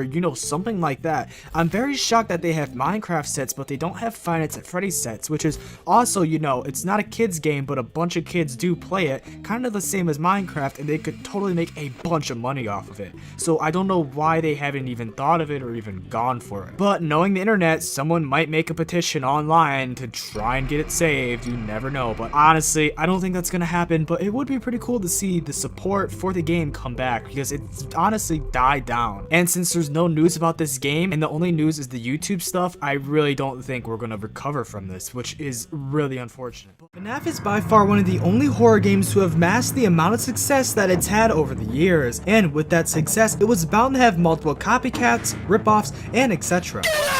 Okay. But it also had many fan games, and I mean literally thousands of fan games. Many are still being made today, 10 years after the first FNAF release. And due to there being so many fan games, we're going to take a look at some of the best, scary, underrated, and so on animatronics in those games. And we'll even look at some that were never featured in fan games as well. So welcome to the ultimate fan-made FNAF animatronic Iceberg. Before we get into this video, make sure to subscribe if you love Five Nights at Freddy's. Now I'm sure many of you know how an Iceberg video video works, so I'm not gonna bother explaining how it works. But a quick disclaimer, all credit to the creators of the animatronics are in the description, so please feel free to check out their other games, projects, or animatronics after this video. Anyways, let's get into layer 1. Baddington is a FNAF YouTuber known for his FNAF VHS videos that have high quality production. Many of his videos are recreations of other FNAF VHS videos, but instead are remade with his own custom animatronics. The animatronics are based off of the FNAF Plus animatronics, but are fused with the Rockafire explosion character element instead of the normal FNAF animatronics. Freddy has a more rubbery face, along with a bigger snout and sharper teeth. Freddy also has less visible joints and is also sporting a vest along with pants. Bonnie also has a vest and pants similar to Freddy, but this time Bonnie has a bigger face along with rosy red cheeks and big beady eyes. Chica on the other hand has one eye broken along with a more droopy beak. Everything is the same about her except for the pink bow tie and pants, with even the cupcake having a complete redesign. Foxy is probably the creepiest and the most human-like out of the bunch. Foxy has very realistic eyes that almost make him look human, and I think the rest can speak for itself in terms of how good these designs are. Now, everyone knows what FNAF Plus is, the very popular cancelled FNAF fan game that was a complete reimagining of FNAF 1. This game is arguably one of the most popular FNAF fan games ever, and so are the animatronics. All of the animatronics combine elements from the FNAF 1 animatronics, and also slightly combine elements from the Withered in FNAF 2. Freddy is the most normal out of all of them, having black pants and a vest on, along with maintaining his iconic look. Bonnie on the other hand looks terrifying, with the big bug eyes and his face almost looking like a skull. He is also wearing pants that has straps on them, and he also holds a banjo instead of a guitar. Chica is the main animatronic that takes heavy inspiration from FNAF 2 Withered Chica, as seen by her mouth. Foxy was also heavily given the FNAF 2 treatment, but at the same time almost has the face of Nightmare Foxy. These animatronics are some of the scariest, but Foxy and the rest of the animatronics I feel like break the immersion because they try way too hard to be scary, and they just wouldn't fit in a children's pizzeria. But regardless, they are still definitely some of the most popular fan-made FNAF animatronics ever.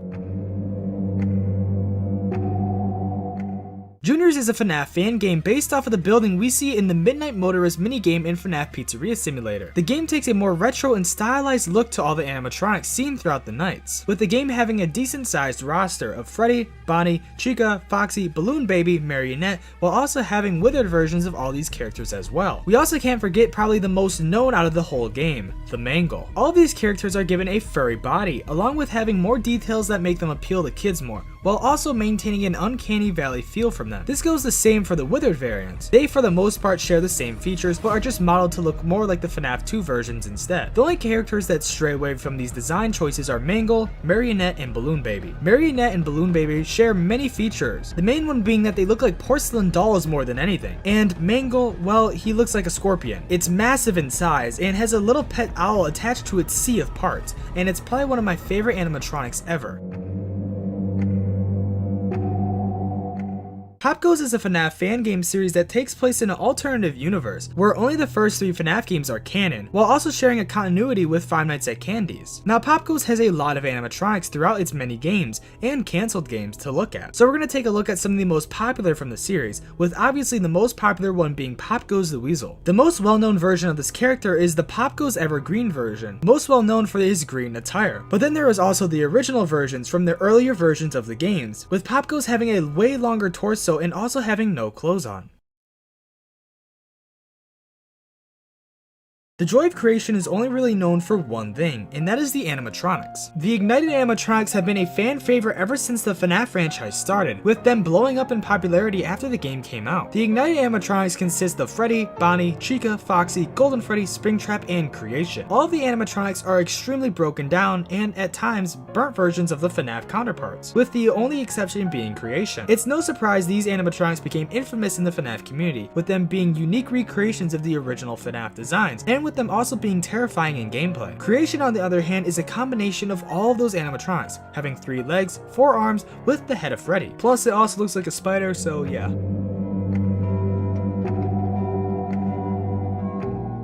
One Night at Flumpty's is one of the first original FNAF fan games, releasing way back in 2015. This game was one of the first fan games that included original characters not originated from FNAF, with it including Flumpty, Birthday Boy Slam, the Beaver, Redman, Grunkfuss, and Golden Flumpty. As you can tell, every character is very unique from one another and are all inspired from Humpty Dumpty and other media in the fantasy genre. There is also many other characters from the 3 other sequels, but since One Night at Flumpty's has some of the more well-known ones, I won't bother looking at those ones, especially since many characters return in those games.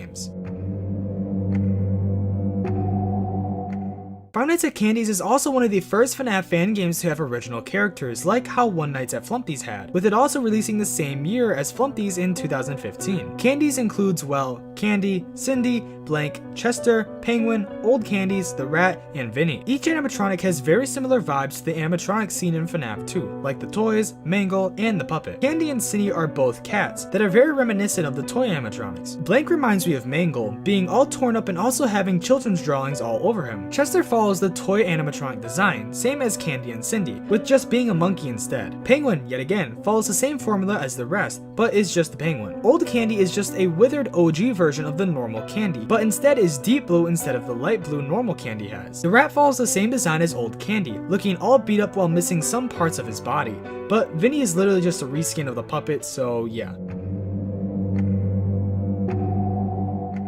Only OG FNAF fans will know about the draw kills, because in the early days of the FNAF franchise, these were quite literally everywhere. You couldn't go on the internet without seeing one of these somewhere. The draw kills were made by an artist called, well, Drawkill. These animatronics became an instant classic because of their very steampunky and post-apocalyptic aesthetic, which till this day hasn't been replicated. Fready sports a canister of some sort on his back, while also having a giant row of stitches on his chest. Bonnie has giant hands, and also has some strange design on his chest. Chica has a visible ribcage, and also has gill-like appendages on her arm. Foxy is missing a lot of his torso, showing his ribs as well, and is missing all of his left leg. Oh yeah, you also can't forget his giant hook either. Yeah, I mean, not much else to say about these. These are just a classic, and like, everyone should know these. Tyke & Sons is one of the most underrated FNAF fan games on this list. Based on Scott Cawthon's Chipper & Sons Lumber Co., it combines both elements from that game and FNAF all into one. I would definitely check this game out, as it's probably one of the most well-made FNAF fan games ever. Anyways, taking a look at the animatronics, we can notice a very similar theme on most of them, with the most popular and arguably best looking animatronics being Kill Timber, Sea Billy, Summer Crab, and Happy Shroom. These are all the main animatronics seen throughout the game. Kill Timber looks very similar to the Beaver character seen in the game, while also maintaining the same vibes as the Nightmares and Withered animatronics. Sea Billy is basically just a recreation of Ennard, just an amalgamation of wires and parts with sharp teeth like the Nightmares have and broken like the Withereds are as well. Summer Crab is one of my favorite fan-made animatronics ever as well, just because of how unique it is. Taking a look at it, you can immediately tell that it is a recreation of Springtrap in a way, with the color scheme, the red parts sticking out looking like flesh, and the fact that it is also withered. Also, just take a look at that mouth. Bro gives Withered Chica a run for her money. But looking at Happy Shroom now, this animatronic also is one of the most unique I've ever seen too, taking many characteristics from Nightmare Freddy with the sharp teeth, hands, little mushrooms instead of freckles. Yeah, I think you get the point. These are just some of the most unique in my opinion, and it takes a lot of characteristics from other FNAF games. Over the years, Treasure Island has gotten many of games and re-releases, but we're going to take a look at the original animatronics in this game, which are some of the most well-known. Treasure Island includes many characters, but we're only going to take a look at some of them, with those being Photo Negative Minnie, Oswald, The Face, Suicide Mouse, and Disembodied. Many of these characters are very self-explanatory. I mean, they're just Disney characters. Photo Negative Minnie is exactly that, based off of the Treasure Island creepypasta story where the narrator encounters a character that looks the same as this. Oswald is an all-black character with dark blue accents. With the body of a rabbit, he doesn't have much to say about him, but he sure as hell is difficult to see. The Face is a reskin of Mickey Mouse, instead without legs and with having human eyes and very weird ears. Suicide Mouse is also based off of the creepypasta of the same name, and is just a black and white version of Mickey. Disembodied is the head of Donald Duck with black eyes, not much else. These might not be the most special animatronics, but people who were part of the FNAF community in the early days should have a special place in their hearts for these.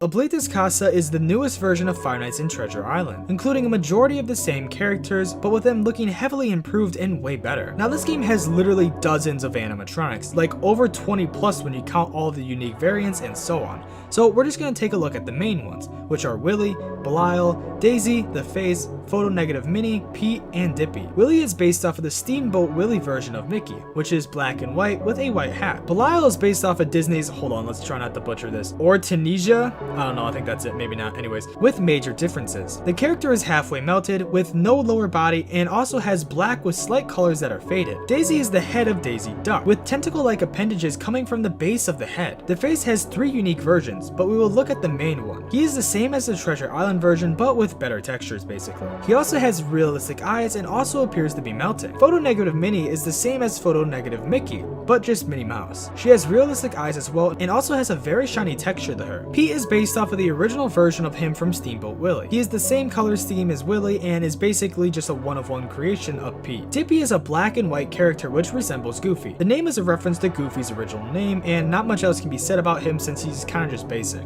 These ones were a little hard to describe, mainly because they're just recreations of Disney characters, so I mean, as long as you knew who the characters were, then you should know who they were based off of and all that.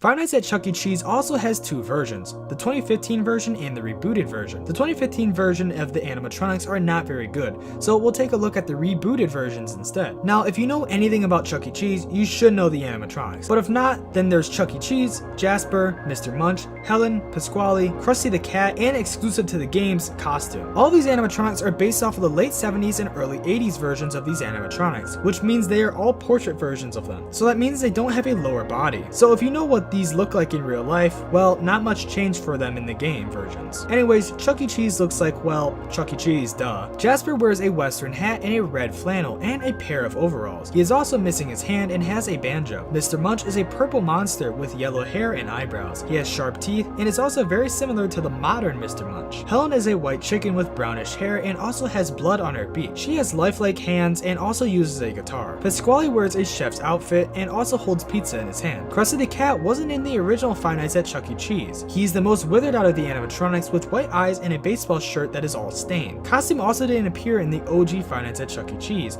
and is just a costume version of Chuck E. Cheese. Fredbear and Friends is a game that takes place in Fredbear's Family Diner, so we get to see fan-made iterations of some characters from the FNAF franchise, with some of those iterations being Fredbear, Spring Bonnie, Prototype, Rotten Freddy, Rotten Bonnie, Rotten Chica, Rotten Foxy, and so on. This game does have more animatronics, but these ones are the best in my opinion, so we'll look at these ones. Fredbear looks exactly like he would in the games, and I'd say it matches a lot to what an unnightmared version of him would look like from FNAF 4. Spring Bonnie looks a lot like Bonnie, and not so much like what a Spring Bonnie suit would look like in the actual FNAF games, but I think it looks really good. Prototype as well, a prototype of the endoskeleton. He has a very wide frame and a very weird thing around his head. Like, are those ears? I can't really tell. The Rotten animatronics all look the same in a sense. They are all basically just withered animatronics, but more realistic in the way they age. They are melting and are rotten from age, which makes the suits look as if they're falling off from the endoskeletons. These are some of my favorite iterations of the withered animatronics as they look the most realistic. Five Nights at Wario's is one of the fan games of all time. Probably one of the most random fan games on this list, but it is a classic, so I couldn't skip it. This game includes Wario, Waluigi, Luigi, Mario, and Peach. Wario and Waluigi are completely normal looking apart from the fact their eyes are white. Luigi is the same, apart from him just having black eyes. Same goes with Peach, she just has black eyes and a blacked out mouth too. Mario is the only one who is semi-unique looking. He has no head, only a floating hat, mustache, and glowing white eyes. Yeah, these ones were quick to explain, but not all of them need super complex explanations on this list. These ones are just a classic and you can't forget these. Sinister Turmoil is a cancelled fan game that is very popular for how much of a letdown it was for being cancelled, but is also well known for its animatronics. The Sinister animatronics are recreations of the main 5 animatronics from FNAF, those being Freddy, Bonnie, Chica, Foxy, and Golden Freddy. They all have the same bodies as they do in FNAF 2, with some notable differences. Those being the sharp teeth they have, along with them also having no eyes. Bonnie also has his face still in this rendition of the animatronic. These animatronics are what I imagine a fuse of the Withered and the Nightmares would look like, and they look really high quality, so it's a shame that the game got cancelled.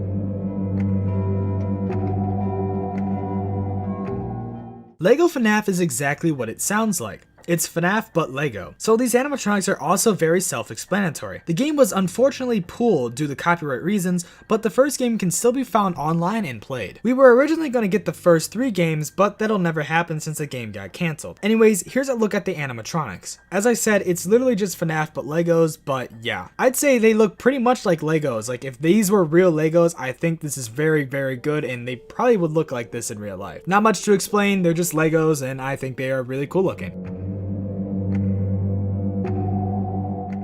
Five Nights at Krusty Krab is exactly what it sounds like. You spend 5 nights at the Krusty Krab while you try not to die. It's another one of the classic FNAF fan games and is very well known amongst the OG FNAF community. The game includes SpongeBob, Patrick, Sandy, Squidward, and Mr. Krabs. All the characters are designed as robots instead of them being based off of the actual characters. Do I really need to explain these ones? I mean, like, I will, but like, who doesn't know SpongeBob? Like, SpongeBob is a yellow sponge, boom, he's explained. And Patrick is obviously a pink starfish, but in this iteration he has buck teeth for some reason. Like, I don't think he ever had buck teeth in the show. Sandy is a squirrel and she's missing her glass helmet for some reason, but I guess she's a robot in this game, so it doesn't matter. Squidward is Squidward, obviously he's turquoise and whatnot, but for some reason in this game he is super thin and doesn't look the same as he does in the show. Like, his head is just a cylinder. I don't know why, but yeah. And then Mr. Krabs looks like, well, Mr. Krabs. Okay, next game, that's it. Don't need to explain these anymore.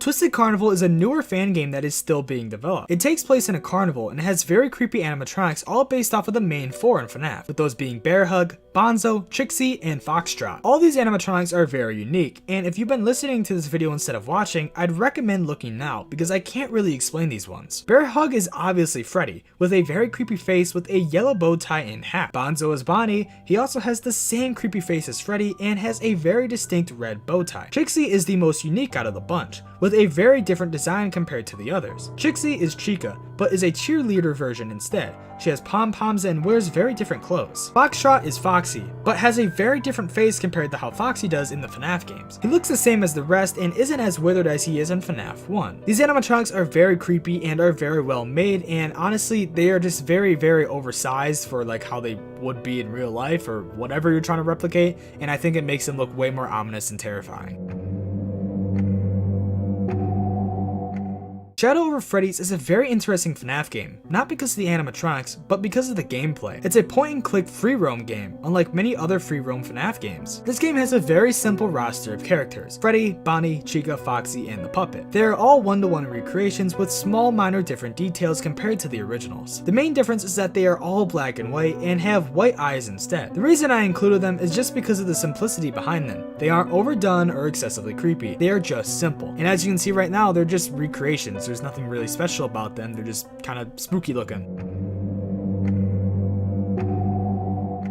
The Final Nights franchise has a lot of animatronics, many of them kinda bad, but there is a few good ones that we will be looking at, those being Reaper Puppet and Reaper Balloon Boy. Even though this game doesn't have a lot of good animatronics, I think these make up for it. Reaper Puppet is a demonic version of the puppet, with tentacle-like appendages as legs and arms. Its body and face almost looks organic and not like an animatronic would, and the same goes for Reaper Balloon Boy. He has very contorted arms that almost double the size of his body. He looks almost like a cracked porcelain doll or like a melted animatronic, no in between. These two just look like demons. I would say that's the best way to describe them, because like, what the hell are these? I don't know a better way to describe them other than that. Before we start the final layer, I'd like to mention to you guys that subscribing really helps the channel. If you are already subscribed, joining my membership also really helps and allows me to make daily shorts and weekly long form content. Anyways, enough with the plugging, let's get into this layer.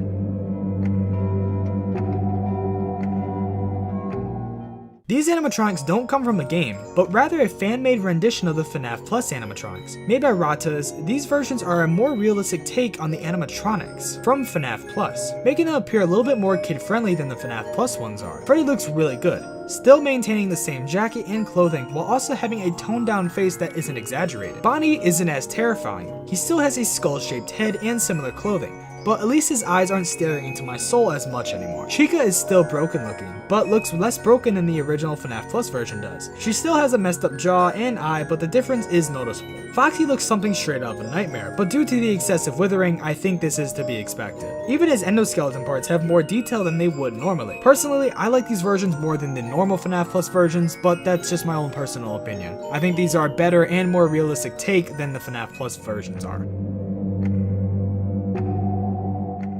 A Bite at Freddy's is one of the newer FNAF fan games on this list. A Bite at Freddy's includes the same portrait animatronic style seen in Five Nights at Chuck E. Cheese. This game incorporates the original FNAF animatronics and the original 80s style all into one, which gives them a very stylish design. The game includes Talk Show Freddy, Bonnie, Chica, Foxy, and Threadbare. Freddy is very bare bones, not having his mic or anything. He wears a nice red suit and a top hat. Bonnie wears a pink suit and also holds a glass of wine and a cigar. Chica is a cowgirl, brandishing a gun and wearing cowboy attire.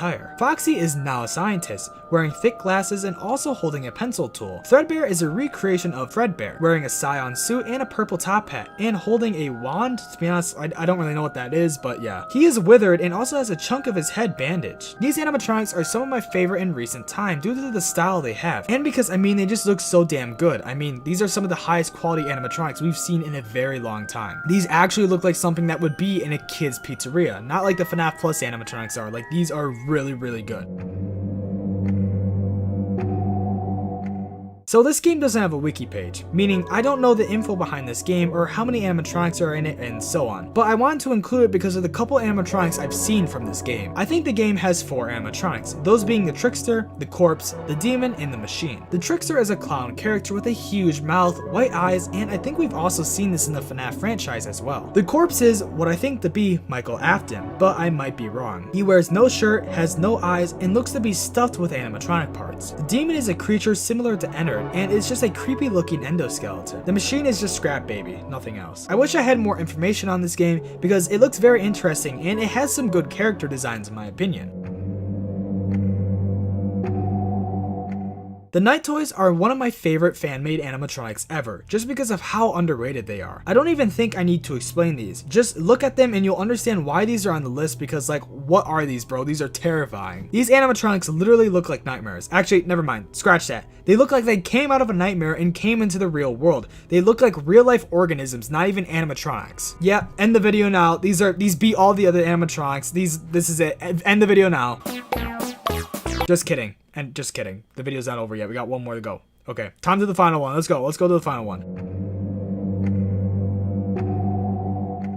Teeler Land is crazy in the amount of detail these animatronics have, along with how unique they are as well. I know I said that like 100 times in this video, but like, just look at these ones and you'll see what I mean. This game has a lot of animatronics as well, but we are only going to take a look at 3 of them. Those being Teeler, Frill, and Deter. Teeler is a dragon animatronic. I mean, just look at him. Like, bro is so cool. Like, we've never seen a dragon animatronic before until this, I think. He wears a jester hat and wears medieval clothing, which has the same color scheme as photo negative Mickey. He also carries an axe, which might explain why he has blood on it. Frill is a lizard that dresses up like a knight. He carries a sword and has a very menacing look on his face. I mean, I don't know what else to say about him. He's a knight and he looks sweet. Deter is an amalgamation of almost every animatronic in this game, having characteristics seen on other characters. They are dragon creatures, one holding an axe while the other holds a sharp blade attached to their arm. As you can see, they do share many details seen in the animatronics we just looked at, and it blends them together very well. This game is super underrated and so are the animatronics from it, so hopefully this video will show some appreciation towards it and its characters.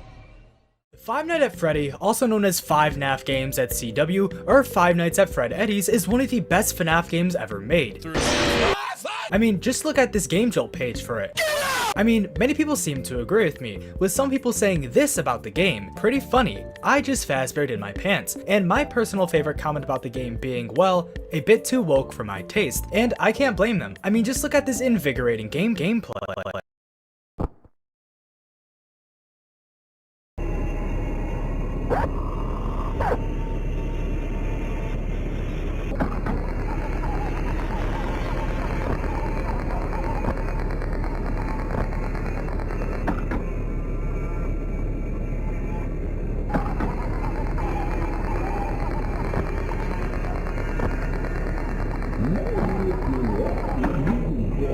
So I just lied to you guys. This game, Five Nights at Freddy, isn't just any ordinary FNAF fan game, and for a matter of fact, it's one of the most disturbing ones to ever exist, even though the developer and the game itself technically don't exist. From when you start the game, to the main menu, to the gameplay, this game is one of the most disturbing FNAF games I've ever come across, and it doesn't help the fact that if you search this game up online, along with its developer, you'll find no trace of either ever existing. If you search up the game on Google, it won't come up. If you search up the developer online, they won't come up. If you try reverse searching the images in-game, nothing comes up. The only way to find this game is by searching for it using its link or by searching a very specific name, and even then, you can't find those two things anywhere online. So how did I stumble upon it if neither the game nor developer technically exist? Sure, the game does exist and is real, but with how abnormally rare it is to find online, I mean, how could someone like me stumble upon something like this?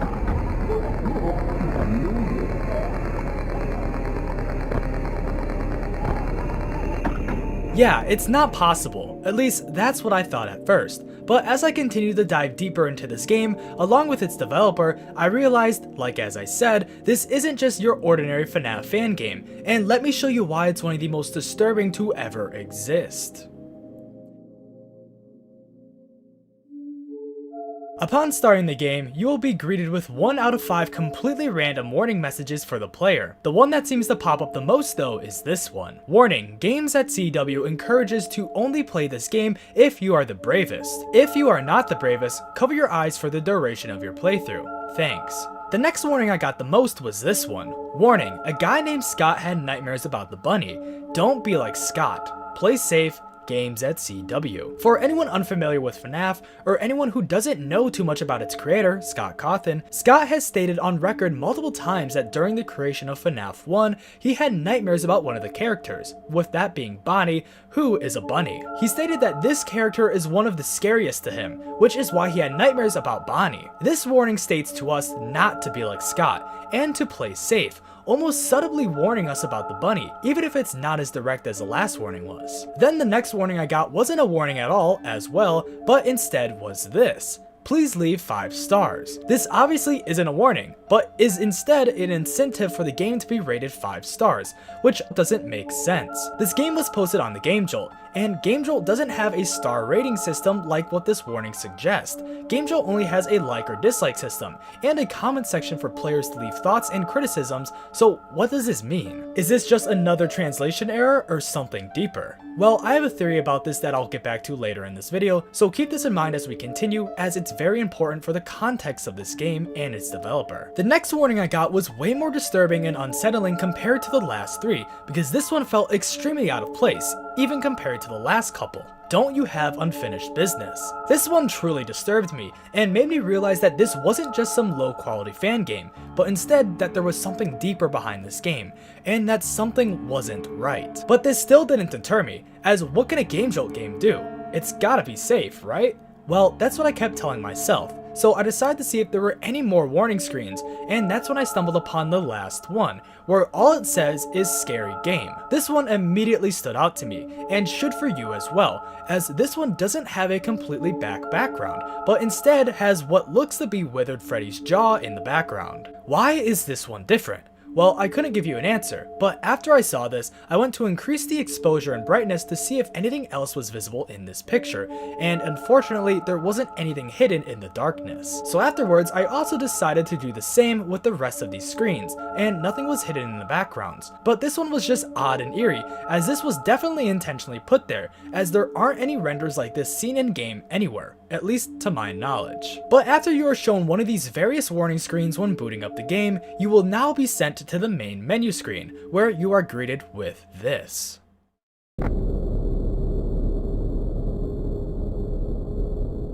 Five Nights at Freddy's is what the main menu says, but this is not Five Nights at Freddy's. As you sit here deciding whether or not you want to actually click that play button, you can hear a low droning ambience in the background, as Freddy glitches out on the right side of the screen. Freddy, if you even want to call him that, looks completely distorted, and almost appears to be melting and or melted. He almost looks like he's made out of clay, like a stop motion character, and was left in a hot room where his features began to warp and contrast, at least for his face. Looking closer and according to the design, this model of Freddy is either based off of or is just a rip of Withered Freddy from FNAF 2, like the one seen in the warning screen mentioned prior. But as I sat there, I noticed more things that seemed off about this menu, with the main thing being that this game didn't have a copyright trademark with the developer's name at the bottom right, like how the main menu in other FNAF games have. So when you load up the game, you don't know who made it along with what version you're playing, which is strange because in some of the warning screens it tells you who the developer is. So was this an oversight or was this intentionally done? I thought about this for quite some time as the game clearly had effort put into it, seen by the Freddy model, so I personally believe that this was an accident on the developer's part, but who knows. This game seems rushed enough to the point where they didn't bother fixing the small things, like their spelling errors in the warning screens, along with adding the version number and developer copyright on the main menu, which is why I believe they just didn't bother with this small detail. But regardless, I thought it was interesting nonetheless. So after sitting on this screen for a solid 3 minutes, this is where I originally stopped playing the game, because this terrified me and I didn't know what I was getting myself into. You see, I accidentally found this while researching for my last video, so I didn't really want to spend my time with this game, as I had research to do. So I just closed out of the game and continued working on my last video as normal, and just assumed that this game was some FNAF fan game or just FNAF ripoff that was trying way too hard to be scary, and I just moved on with my day. But as I went to bed that night, the game popped into my head again, and I couldn't stop thinking about that main menu screen and that distorted Freddy. It was almost like it was engraved into my mind. All I could see as I tried to sleep was Freddy staring right back at me, and that's when I knew I had to go back to the game to see what else it had to offer. So a couple days later after I finished my video, I looked for the game again and eventually found the Game Jolt page for it by using my history. But before I jumped back into playing, this is when I searched up the game on YouTube and on Google to try and find any mentions of it online, to see if it was safe to play, as this was my biggest concern when originally loading into the game for the first time. This game, along with its developer, was so sketchy looking to the point I thought I was going to get a virus on my computer just by playing it, even though you don't need to download this game to even play it, as it just opens up in your browser. I didn't know if upon opening the game it would redirect me to a page filled with malware, or if when I clicked play it would just download something onto my computer. Even though it was on Game Jolt, that thought still stuck in the back of my head, and it didn't help that there was nothing else online talking about this game, since as I mentioned earlier, this game doesn't really even exist since it's nearly impossible to find online. But after sitting on this Game Jolt page for a couple of minutes, I decided to finally click play again. And this is what I saw. I was yet again extremely unsettled as I came face to face with the Freddy that kept me up nights prior again. But I knew that this game might have been more than it was letting on, so I proceeded to move my mouse onto the play button and then clicked. In typical FNAF fashion, you are met with the night you are on along with what time it is, which in this game says midnight instead of 12 AM. The text then fades away, leading you into the gameplay, which loads you into a pixelated and artifacted version of the FNAF 1 office with a few subtle changes, such as the fan missing its blades and the cupcake being completely missing from the top right part of your desk. As you look around, you realize you have no doors or lights to defend yourself from whatever is lurking inside the pizzeria, but you're not completely defenseless, as the blue bar on top of the screen is actually a Freddy mask you can wear that functions similarly to the one from FNAF 2, except for the fact that when you wear it, it drains power for some reason. The next thing you notice, if not the first, is the bottom button, which are the cameras, but we'll get to those in a second here. The main thing I wanted to mention is the background noise that you'll immediately notice upon loading in. Listen closely.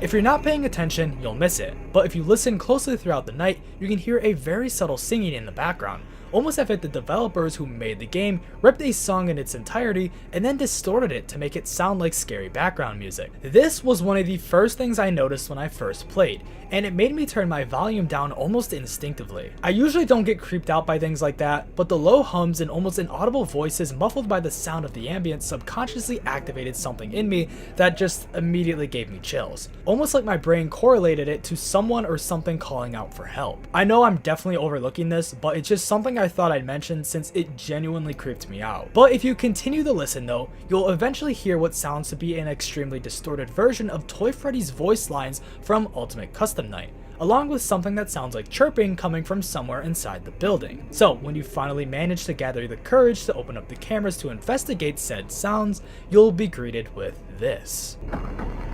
This is this game's version of Bonnie and Chica, both eerily similar to their FNAF 2 counterparts, with those being Withered Bonnie and Withered Chica, just like the Withered Freddie lookalike in the main menu. As I mentioned earlier, I don't know if these models are taken from somewhere or are custom made, or were just reworked from previous models, but whatever the case may be, they are extremely unsettling and give off an extreme uncanny valley vibe, especially with the noises they make throughout the night. The way their faces look, along with how contorted all of their features are, almost give you a fight or flight response when you first see them, or at least it did for me. Opening the camera to see something that resembles the FNAF animatronics but at the same time don't is, well, exactly what the uncanny valley is. I'm sure I don't need to explain what it is, but in layman's terms, it's basically when you see something that appears to be humanoid but just looks off. A great example would be some of the new modern robots that are being made to look like humans nowadays, but when they move or when they talk, the features don't exactly line up or make sense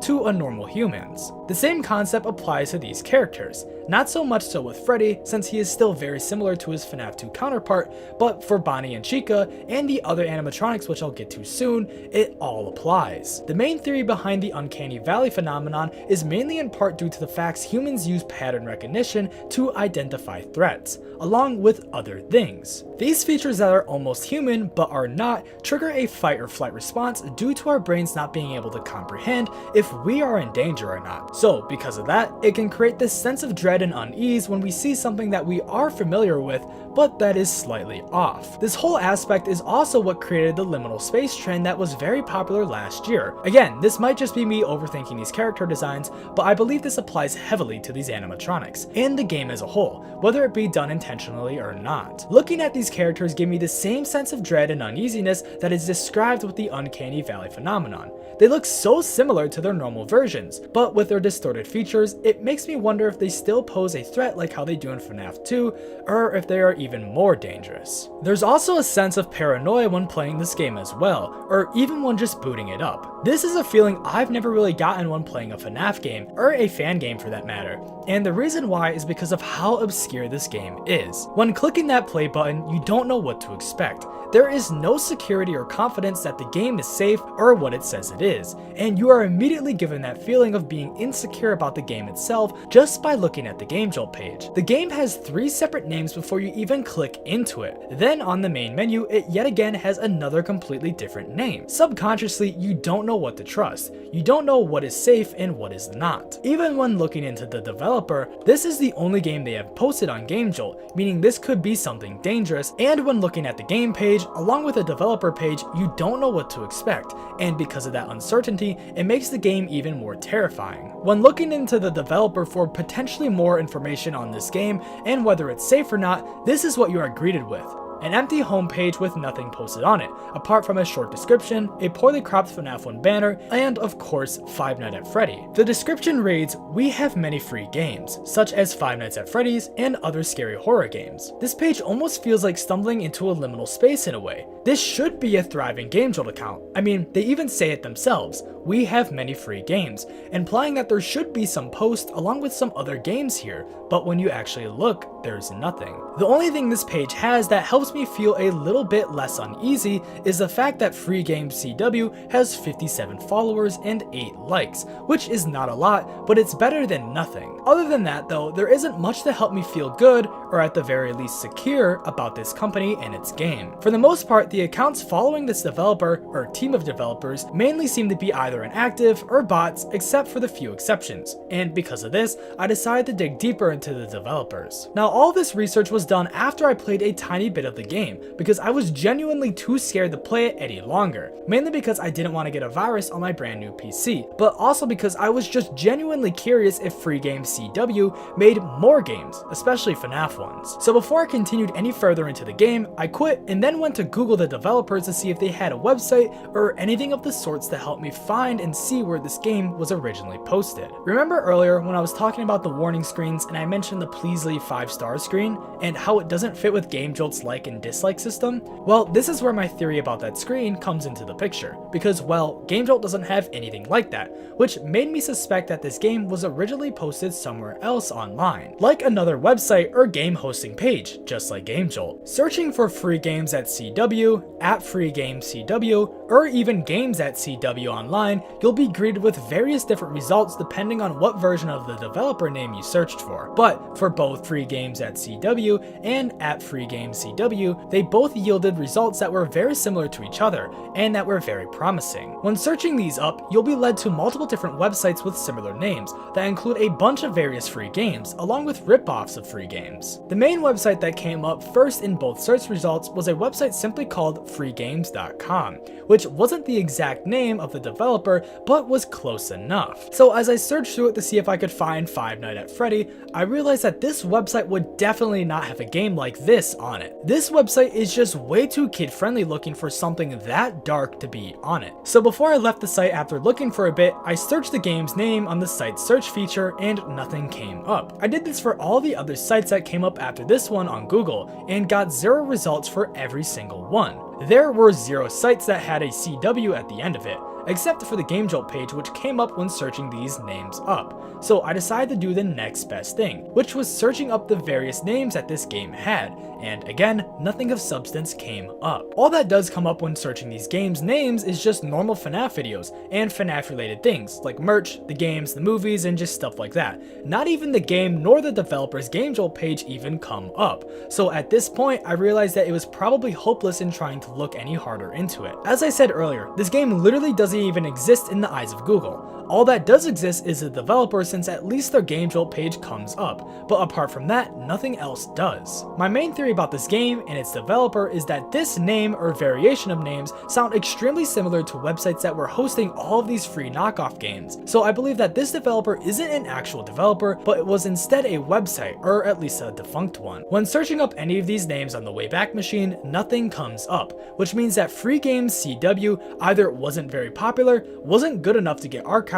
or my theory never existed in the first place. Sure, Free Games CW could totally be a development team, or at least the CW part, which could be the initials for the company or team, but the Free Games part of the name? Well, I mean anything is possible, but I highly doubt that that would be the company name. The one website I found was literally called freegames.com, so it could be possible that the development team worked for this website, or at least made games for it. It is also possible that when Free Games CW published this game on Game Jolt, they decided to name their account all of these variations of names for anyone who may be looking for this game, since it seems highly likely that this game was posted on one of these free websites. So naming the Game Jolt page all of these names could help people who are looking for these games to find them, since it seems like Free Games CW and its games are now all gone, or at least taken off the internet, apart from this Game Jolt page. But that still brings up the question about the developers. What does the CW mean? What happened to the original team? Why does the Game Jolt page have just this game on it and not others? Are there more FNAF games like this out there? There's literally hundreds of questions we could ask, but none of them matter because there are no answers for them,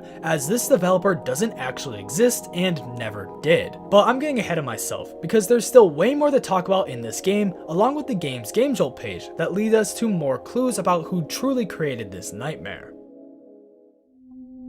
At this point in my story, I didn't know any of this, and just got done looking through these sketchy websites to find an answer, which at that time, I obviously didn't find. So when I went back to the game's Game Jolt page, I was still extremely disturbed, paranoid, and overall just unsettled about the uncertainty of what this game truly was, and what was in store for me if I continued to play throughout the night. So I loaded back in and started the night again, and this time I completed it. Now I know we already went over some things, like Bonnie, Chica, the office, and basic gameplay features, but there is still a lot more that we need to go over, and we'll pick up where we left off, which was at the cameras. This game only features 3 cameras, with that being the dining room, left hall, and right hall, where we can see Bonnie and Chica slowly approach the office, all while getting louder as they do. This game's camera system functions very weirdly, and isn't like any camera system I've seen in any FNAF fan game. Every time you open the cameras, the button to actually switch the cameras move, and isn't placed in a static position on the bottom right of the camera screen. The 3 main positions I've seen it move are on the bottom left, middle right, and top right sides of the camera screen. This isn't too challenging to deal with during gameplay, since you only have 3 cameras to look at, so it's not necessarily too important on how fast you have to switch between cameras, since you are only dealing with 2 animatronics. I will say though, this is definitely an interesting feature to add in, since this is definitely intentional and was purposely put into the game. I don't know why, but if I were to guess, this feature was probably added to make the game more challenging, even though it really doesn't. The only other main thing of interest regarding the camera system in this game, apart from the buttons to switch them moving, is the fact that the UI design is completely different compared to the normal FNAF games. This layout for the buttons is really weird, and I don't think I need to point out why. For some reason, these buttons aren't transparent like the normal FNAF games, but instead they have a black background that seems to be a low quality screenshot of a map of Utah, which many FNAF fans would know is where the series takes place in. Apart from these things though, the cameras don't have any more interesting features, but what we see on the cameras themselves are a completely different thing itself. Starting off in the dining room, we can see the normal FNAF 1 dining room, like seen in the actual game, but that's without the animatronics. When the animatronics appear in the dining room, you can see both Chica and Bonnie, or just one of them in the dining room. There are a couple notable things about this camera though when either Bonnie or Chica are seen on screen, that I feel should be mentioned. The main thing is that Bonnie actually has his face in this camera screen. It's very hard to see, but the top half of his face is still intact. The lower half is invisible and doesn't look to be there, but it could just be blocked by the top half of his face or from bad lighting. The other main thing to mention about this camera is that Chica actually has a reflection on the floor. The reason this is important is because that means these were rendered into the dining room, meaning these are actual models that were somehow rendered into the game. If this was the case, then this means that this game actually had a lot of effort put into it, meaning that the spelling errors, bad grammar, and artifacting that makes the game look bad were well done intentionally to make the game look like how it does. You wouldn't put in all of this effort to then just make your game look bad. No, this was all definitely done intentionally to fit the FNAF ransomware and FNAF virus aesthetic that is plaguing the internet right now. I made a whole video almost a year ago now about this entire topic, so if you don't know what that is or what I'm referencing, you can either watch that video at the end of this one, or you can click on the top right of the screen right now to watch the video, and then you can just come back afterwards. But regardless if you do that or not, the point still stands. This was definitely intentional, and if you don't think so, then let me keep explaining this game, and by the time I finish doing that, your mind will be changed. Anyways, going back to the dining room camera, there's only one more tiny thing I wanted to mention, which is when Chica is on camera and not Bonnie, you can actually see a part of Bonnie's ear, which might be entirely accidental or just a glitch. Moving on from this screen though, we'll move on to the left hall camera, where we'll see the same thing as the dining room, with it just being the same as it is in FNAF 1, until again, Bonnie shows up. When Bonnie first appears in this hallway, we see him all the way at the end of it, where he looks considerably different than how he did in the dining room. In this camera screen, he looks to be red and almost resembles Foxy a little bit. This could just be me being stupid, but the design, or at least the positioning, along with the lighting, make this render look very much so like a withered Foxy design, at least for the head. The next screen we see is of Bonnie getting closer to the camera, where we see him hiding in the shadows of the hallway, where he's very hard to spot, if not for his red eye. Anyways, the next screen we see him on is when he's right by your office, where we come face to face with him. This is arguably my favorite render in the entire game, as this camera screen shows off this design the best and is flawless compared to the rest. This version of Bonnie has everything we love about FNAF 2's withered Bonnie, with him missing his face and him having his iconic red eyes. But personally, this model does it better, and improves upon the dread and horror the character presents, with the main thing many of you probably have noticed being the fact that the outline of his face is covered in teeth. Other than that though, we can't see much else on this camera, so with that being said, let's move on to the final set of cameras, with that being the right hall. Just like the rest of the cameras, we can see the normal FNAF 1 version of this hallway, except that this one is actually slightly different compared to the in-game counterpart. In FNAF 1, there are a set of posters here on the wall, but in this render, there is nothing, meaning again that this was intentionally done for some reason. This also applies to the rest of the cameras for the right hall, so again, we'll start off by looking at the screen with Chica at the end of the hallway. This screen is again, just like Bonnie's, very different from its actual design, with Chica actually having eyes in this render, along with having her whole head be upside down for some reason. I don't think I really need to explain much about this render, along with how disturbing it is, since everything apart from those things are different compared to the normal model, which was seen in the dining room hall. The next screen we see is when Chica approaches closer to the office, where she can be seen staring directly into the camera. In this render, along with the next one, she is back to normal, with her missing her eyes and with her having her endoskeleton mouth back, along with her head being on normally. Then the next screen before she enters your office is, well, yeah, I mean, I don't really think I need to explain much since this image speaks for itself. There is one thing I do want to mention about both Bonnie and Chica that I just now noticed while writing the script, and that's that they kind of switch positions unlike how they are in FNAF 1. In FNAF 1, Bonnie is typically the most aggressive, since he is most likely to try and attack you during the early nights, and throughout the duration of your gameplay. The same could be said for Chica, since she does the same thing as Bonnie for the most part, but she isn't as aggressive as Bonnie is. I would say she falls right behind Bonnie actually, and this is very apparent for the early nights of FNAF 1, but on the later nights, not as much, since you now need to worry about Foxy and Freddie. But since this game only has one night, it wouldn't really make sense for either of them to appear. The reason I bring all of this up is because of how these camera screens portray these characters. Bonnie can be seen sneaking up on the player, hiding in the shadows while he attempts to make it into your office, but then Chica does the opposite, purposely ignoring the hide in the shadows to instead stare directly into the camera to let the player know she knows you're looking right back at her. I know in FNAF 1 both characters look at the camera and stuff and also tend to let the player know that their presence is there, but this game just seems to be, well, just different. Now I'm sure you're asking, well then where's Freddie? Sure, he doesn't appear on night 1 in FNAF 1, but he is on the main menu, and he has had some time put into his character model. So if there's only one night in this game, where is he? Well, we'll get back to that near the end of this video, as if I tried to explain his character right now, it wouldn't make sense without context. Then I'm sure many of you are also asking about Foxy, since he can sometimes be seen on night 1 in FNAF 1. So if Pirates Cove isn't able to be seen in this game, then is Foxy even in it? Well, I think it's just better if I show you.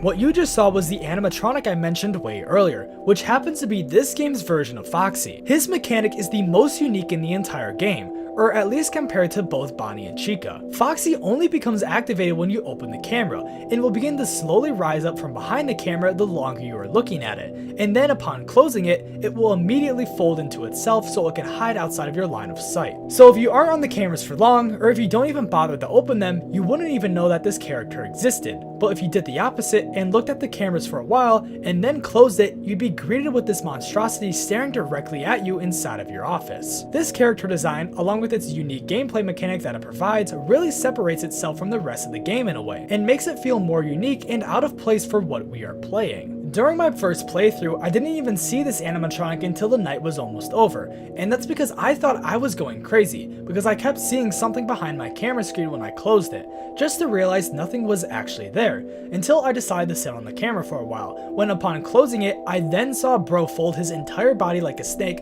back down onto the office floor. This character design reminds me of a snake, with it just being an animatronic held together by one single endoskeleton torso piece, along with its pelvis piece and one leg and foot, which you can't see in game but is there, which I'll show you at the end of this video. But then of course there is the head, which too is based off of the FNAF 2 version of this character, with that being Withered Foxy. This thing almost resembles Mangle, with it being just completely destroyed and almost unrecognizable when first seeing it, and when I first encountered it I thought it was Mangle at first until I looked closer. I mean, I keep referring to him as both him and it because I genuinely don't know what to call it. Other than these things though, there isn't much more to go over except for the fact that it changes the gameplay significantly, or at least more significantly compared to the other animatronics. So since I've kind of failed to mention what the overall gameplay looks like, along with how you survive against Foxy and the other animatronics, I'll do that now. But first you have to subscribe if you love Five Nights at Freddy's. Sorry, I just need to get that shameless plug out of the way, but now let's go over into the gameplay.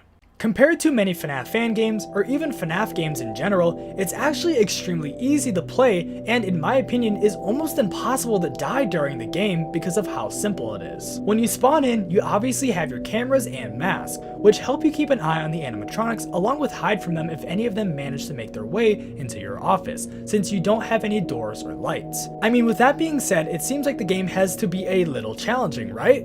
I mean, you look at the cameras to make sure none of the animatronics get into your office, while also managing to not stay on them for too long, while also making sure you don't run out of power from your mask, which for some reason has power. Again, I don't know why the mask has power, but the feature definitely seems intentional. But then again, Foxy also works as the power meter in this game as well, just for the cameras instead. But it would make more sense for the power to be on the cameras so you're not on them for as long, and then have Foxy appear when you wear the mask so you're not wearing it for the whole night. But again, nothing makes sense in this game, so I just give up on trying to analyze everything about it because just nothing makes sense. But with these mechanics being laid out for you, it's actually extremely easy to play. Your instinct might tell you to play it like FNAF 2, where you put your mask down every time you close the camera to avoid Foxy and or Bonnie and Chica. But nope, you don't need to do that because Foxy goes away on his own, and because I don't think Bonnie and Chica can even enter your office when you're on the cameras. At least it's never happened to me, so maybe I'm wrong. But the only time you need to put your mask on is when your screen flashes for a second, which signifies that either Bonnie or Chica has gotten into your office. If it weren't for this flash on screen, the game would become way more difficult and would actually make the cameras more useful. During the game, you can literally just sit there and not look at cams for a solid minute, and all you would need to do to know that they got in is either listen for their audio cue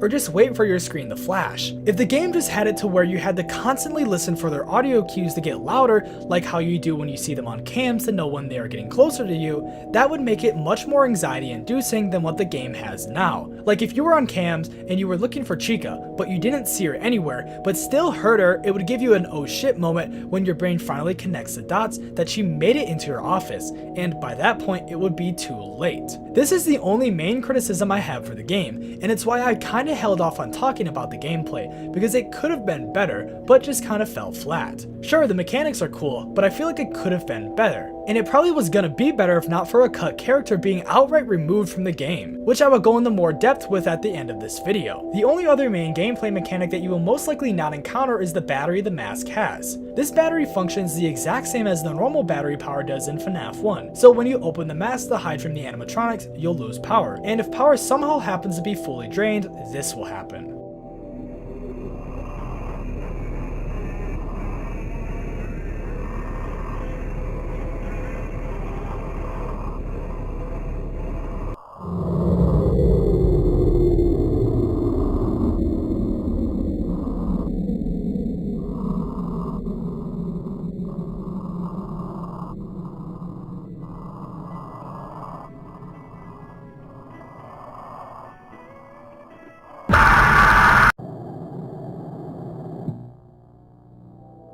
If you somehow don't manage to maintain your battery level because you camped in your mask to try and win the night, this is what will happen. This is the only time Fready can be seen in the game, and that's from his jump scare. Once you run out of power, your screen will go black, and you won't be able to exit your mask. So while you're stuck there in this distorted Fready mask while almost elevator-like music plays in the background, while you await your fate, the lights will eventually come back on for a split second while Fready rips your mask off and jump scares you. This is probably the part of the video you guys have been waiting for this whole time, and I can't blame you, as now we finally look into this game's jump scares. I will recommend though for this part, I will not be over-analyzing these jump scares, so I would recommend you to rewatch these jump scares on 0.25 or 0.5 speed, so you can see every frame of it, because frankly, I've just had it done just enough over-analyzing for this video, and well, when you slow down the jump scares, it's pretty self-explanatory that you'll just see the same things that we've already talked about. Plus, these jump scares go really fast, so you just might need to slow them down anyways. Now, Freddy's jump scare comes as a surprise since he isn't in the game,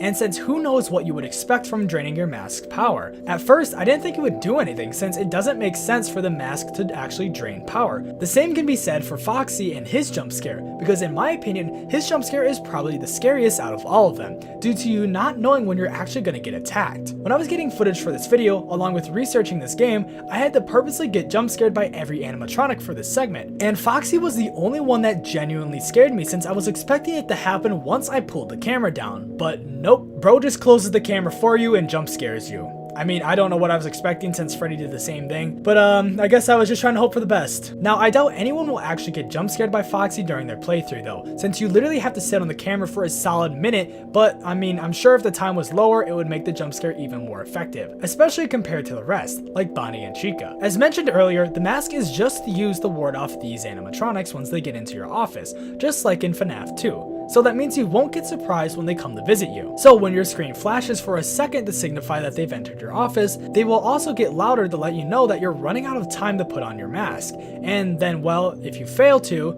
you can assume what happens.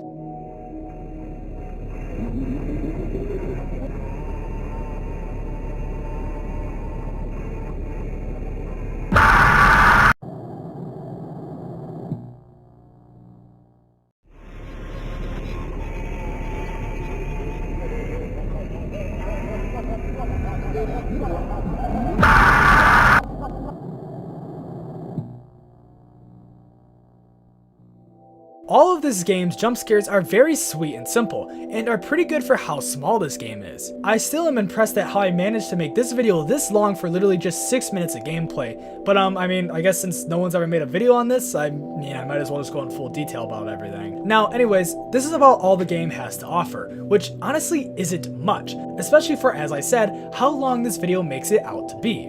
Now, I tried searching for Easter eggs along with various other things in this game, like if there were more nights, different jump scares, and tons more, but this is all the game has, at least at the surface, and you'll see what I mean here in a bit, as after doing some more research, I managed to get in contact with the creator of this game to talk about some of its cut content, along with various other behind the scenes things that you don't want to miss. But Gavin, didn't you say way earlier the developer for this game didn't exist? Well, yes I did, and let's finally get back into that, because I'm sure you guys still have a lot of questions about this game and the developer behind it, that I said doesn't exist. Now going back to my story, let's pick up right where I left off. I finished the game and completed the night, and realized my computer was safe and wasn't hacked or filled with malware. So I knew that this game was safe, and that it was probably just inspired by the FNAF ransomware trend that I brought up near the beginning of this video. So with that thought in mind, I still wasn't satisfied with what I was given. Sure, the game was good and honestly freaked me out quite a bit, but since there wasn't much gameplay or replayability, I decided to once again look for the source of this game and its developer, and at this time I realized I completely forgot to look in one place that I've been staring at almost this whole time, with that being the game's GameJolt page. Sure, I did look at it, but I completely forgot to look at the comments along with the game's description entirely for some reason. I think it might have been because I just don't use GameJolt a lot and don't really play a lot of FNAF fan games, but regardless, I felt stupid for not looking here in the first place. But I'm glad I did anyways, because the game's description was very interesting, with it saying this: "Welcome to your new summer job at Freddy Fazbear's Pizza, where kids and parents alike come for entertainment and food as far as the eye can see. The main attraction is Freddy Fazbear, of course, and his two friends. They are animatronic robots, programmed to please the crowds. The robots' behavior has become somewhat unpredictable at, well, I would assume that says night, but that's the end of the description. This description also has some hashtags at the bottom of it, with one of them being #gift2you, which is really out of place and doesn't make sense for the context of the game. Maybe you guys could think of an explanation for it, because I genuinely don't know where to begin on what this means, so I guess you can just put it down in the comments if you do know or have any ideas. Then moving on to the comment section for the game, this is where it gets interesting. This game had in total 12 comments at the time of making this video, and I even read off some of the most popular ones at the beginning of the video, but when you click the view all button, there is a comment that piques my curiosity, with it being this comment that said this: @SqueaksTheCorgay, found you. I didn't know what this meant, but seeing that this comment had the user mentioned, I decided to click on the user to see their page. As I clicked on this page, I was greeted by a very active account with a lot of games, along with posts, none of which were actually related to Five Nights at Freddy. So my first thought was, why was this account linked? And as I continued to scroll through it and look through this person's games, it all clicked and made sense. SqueaksTheCorgay is an independent game developer who has made many horror games and has worked on many horror related projects throughout his career. Squeaks is best known for his extremely popular indie analog horror-esque video game titled Shipwreck 64, a game that emulates the style of the late 1990s Nintendo 64 titles while also being inspired by early 2010s creepypastas like Ben Drowned, along with many other things. If you haven't played the game or at least watched a video about it on YouTube, I'd highly recommend it. Bro is 19 and has literally made one of the most popular indie horror games ever made. I mean, Game Theory, Pyrocynical, and Moist Critical even made videos on this game, which is insanely impressive. Apart from this game though, he has also worked and made a bunch of other projects primarily centered around old style VHS found footage analog horror, or just in short, just analog horror stuff, which is basically what he specializes in. This skill, along with his ability to make in-depth ARGs based around his games and content, is what makes him stand out as a game developer, and is what makes me suspicious that he actually made this game and fabricated everything about it. Now with all this being said, I searched up and down his GameJolt account to see if he mentioned or referenced this game anywhere on it, and as I searched, I found no mention of it anywhere. Maybe the comment was a lie, or maybe the comments are meant to tag someone else, but as I continued to look into Squeaks and his projects and how in-depth his ARGs are, I had a gut feeling that told me he was our guy, and I knew he was the only way to find out the truth about this game. So I searched through all of his social media for hours hoping to find something, and eventually, after hours of searching, I did. June 3rd, 2024, Squeaks posted this on his Twitter: "Found a weird version of FNAF 1 on the App App Store earlier. Listing's gone now, so it's like my own personal Flappy Bird. This is the game. This is literally it, meaning I was extremely close to finding out the truth about this game. Before I move forward in my story though, I'd like to mention that this video also shows us some more things that weren't seen in the Game Jolt version of this game, which I feel should be mentioned. At the beginning of Squeak's video, a new screen could be seen saying, "Many free games and activities available at ClickWarp," along with what looks to be Freddy's head in the background, like how there is in that one warning screen. This is extremely important, as this explains to us what the CW in Free Game CW means, with that being ClickWarp. I searched up ClickWarp on Google to see if anything came up, but it's all just a bunch of random things that aren't related to this game. But regardless, this was more important information that helps with the investigation, except that it wasn't, and you'll see soon why. But the other important thing about this post is that there is a mobile version of this floating around online somewhere. Maybe not publicly online, but Squeaks has it, and if his claims are true, the game was available on the App Store for a little bit before being deleted. Then he posted another tweet shortly after showing off more gameplay, where he says this, "More gameplay of it. Definitely built for older phones since the exit bar is right where the camera toggle is." Now imagine this, you're a kid and FNAF just started becoming popular online, and you're seeing all your favorite YouTubers post videos about it online, but you also want to play it too. But you can't because you don't have the money for it. So you instead find some free versions like the demo along with various ripoffs and fan games to satiate your hunger for FNAF. But while you're doing that, you accidentally stumble upon this game. Now I'm sure I'm speaking for a lot of people here, but this was a reality for me, and I'm sure for many of you as well. Not being able to afford the actual game because of our age, so in desperation, we resort to downloading these other versions to play instead. If what Squeaks is saying is true, then that means that because of this game being formatted for old phones, it could have existed anywhere from 2014 to 2019. Just imagine yourself in this situation, stumbling upon this game on accident. I would be traumatized and quite literally would never watch another FNAF video ever again. And who knows, if this is true, this could have been the reality for some people. Another thing to mention though is like what I said earlier, this game looks very similar to the FNAF ransomware and FNAF virus content trend that is going on, meaning that if this game was made for old phones, this could be the first ever instance of this type of content ever made, with it coming out way before the trend got popular. Is this game the real deal? Is this what made the trend become popular? Why did it get deleted off the App Store? Well, I had all of these questions and I needed answers, so I continued searching until I finally found all of them. Later that day, Squeaks made a post that confirmed the truth about Free Game CW along with the game itself, where he said this, "On a real note, I made this in about a day. It's a mixture of the FNAF ransomware things and a lot of FNAF related nightmares I had in 2014. No AI used here either. I did actually export and install this to my phone for a bit though. And just like that, the case was closed and the mystery was solved, but there was still more information he posted to go over. Each of them have names. Freddie is the same, but Chica is the first, Bonnie is the cursed, and Foxy is the worst. But apart from that, this is really everything he decided to share about this game on his Twitter.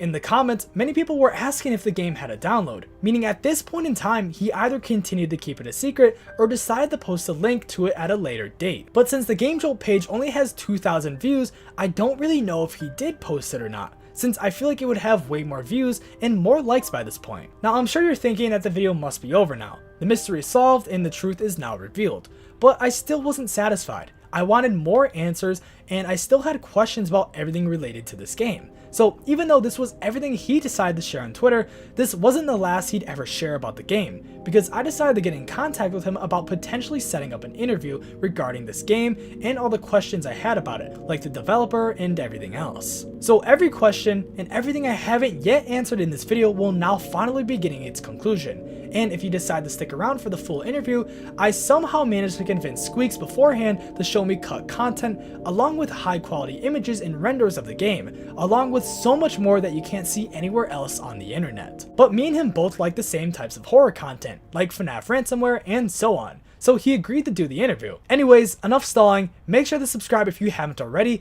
and let's get into the Squeaks the Jorge interview. So, I don't know how I managed to do it, but after this entire debacle of me going over this game and researching who the developer was, here I am, face to face, or you could say face to screen, with Squeaks, the creator of Five Nights at Freddy. Or, well, supposedly. That's what the Free Game CW says otherwise, but apparently this is him, so feel free to introduce yourself, Squeaks. Yeah, so what is it? Hi, I go by Squeaks the Jorge online usually. I'm the developer of Shipwreck 64, is what I'm most known for. But I did also make this game, which is like a small side project. Just gonna, do something different for a change. It's definitely different. It's It's definitely something. It's something, man. Yeah. It is something. So Yeah. obviously, I know we were just chatting back and forth and stuff about, just doing this whole interview, and I thank you. I know we just spent 30 minutes getting everything set up. I'm not even gonna lie. It was all my fault. I apologize. No, it's But fine. Right. we're here now finally, and that's all that matters. And I know a lot of the people that are watching this video, and me including, me included, because this is just like all up my alley. I love FNAF ransomware. I love FNAF virus stuff. I have a lot of questions, and I know the audience does too. And obviously, I know you don't know the script of the video and what I recorded and all that stuff. But there's a couple questions I have to ask regarding the game, the developer, and just kind of just basic stuff. So. Yeah. We're gonna start with the first question. We're gonna hop right into it. And the main question is, I have them all on my phone right here. So if you guys see me just looking down or whatever, that's what I'm doing. So the first question I have to ask is, why did you make this game? What was the inspiration for it? Okay. Honestly, it's kind of weird, but like back in the day, when I was first looking into FNAF stuff, I had no idea what the game was about because I was going off very vague descriptions from my brother. And my first time actually playing a game was the FNAF 2 demo on my like shitty little like Android tablet. So I had no idea what it was about at the time, and for a long time I was kind of confused about what the characters were meant to be in the first place. So I kind of designed them in this game just as like a little experiment. So I wanted to see if I could recreate what made them so scary to me as a kid back then. Was I didn't know that the withered versions and regular versions were the same character. I always like different characters. I mean, I always had assumed it was they start out like that and shapeshift into the withered ones in later nights. I was stupid. I had no idea that any of this stuff worked. So I wanted to kind of design them to reflect that, and also keep in mind a lot of like little changes that I didn't quite understand as a kid. My whole goal with this game just in general is I want to make like a weird little art project that kind of resembles what I thought the game looked like all these years ago. So I just couldn't tell at the time. It was so new to me, I guess. Okay, I got you. So I guess if that was kind of, you could say, like your introduction into the series, kind of like, I guess, how you figured it out, what eventually drew you to get to this point? And obviously, in the video, I kind of explained, I go over your Twitter post about the game and stuff, and it said that you were inspired from like some FNAF-related nightmares you had in 2014. Well, yeah, I don't know if you remember those, but could you possibly maybe... I never understood like the exact details, but it was always just like I had no idea what was going on with those characters, so I'd always assumed there's some sort of like almost like weird shapeshifter tendencies to them. And since I saw so little of the designs, because we were working off of Scott's limited renders at another limit, because he was rendering off a phone at the time, we knew barely anything about them. So I wanted to kind of resemble what I could perceive at least back then. So that was the main thing. I just wanted to capture it kind of like almost like it was hard to describe because it was nothing like I'd never seen anything like it before. But I can't really recall the exact details of the nightmares. It was more just like the way the place looked was the main thing I wanted to capture, and like the way the enemies looked and everything. Okay, I got you. That makes sense. Yeah, it's definitely, I can't really put in the words, but like I do understand what you're saying by that, kind of just like filling in the blanks almost, and kind of, I get it. So I guess that kind of makes me go to, I guess, the same part of the question. What inspired, okay, so we know what inspired the characters in the overall game, but like the gameplay itself, like obviously there's no doors, there's no lights, you have the mask and that drains power, you have the 3 cameras, and then in the camera system, the camera buttons that you actually click on to switch said cameras, they move. So was there like also an inspiration for the gameplay itself, or was it kind of just like, all right, we're just gonna do some random shit, and we're just gonna, call it that? Weird. There was some kind of inspiration mainly for the fact you're in the FNAF 1 office, but there's no like actual way of using the doors like that, which is back in the day it was a really big trend to like make FNAF fan games where it's like it's the FNAF 1 establishment but it's broken this time. So is it the Return to Freddy's did that, where they just like drew these really bad holes in the doors. And then there's another game as well, I genuinely don't remember the name of it, but it was before FNAF 3 came out, and I'm dead serious, the main enemy of that game was just the Springtrap teaser from FNAF 3 but like flipped sideways. You could saw the full face. They made that an enemy in the game. And the entire thing they were running with is that you couldn't use the doors. You had to like figure out other ways to defend yourself. I vividly remember that game so much. So I wanted to kind of channel that energy. You're in the FNAF 1 office but can't use the doors or any like useful mechanics you usually have. That was like the main thing with that. As for the rest, I just wanted to be like incoherent.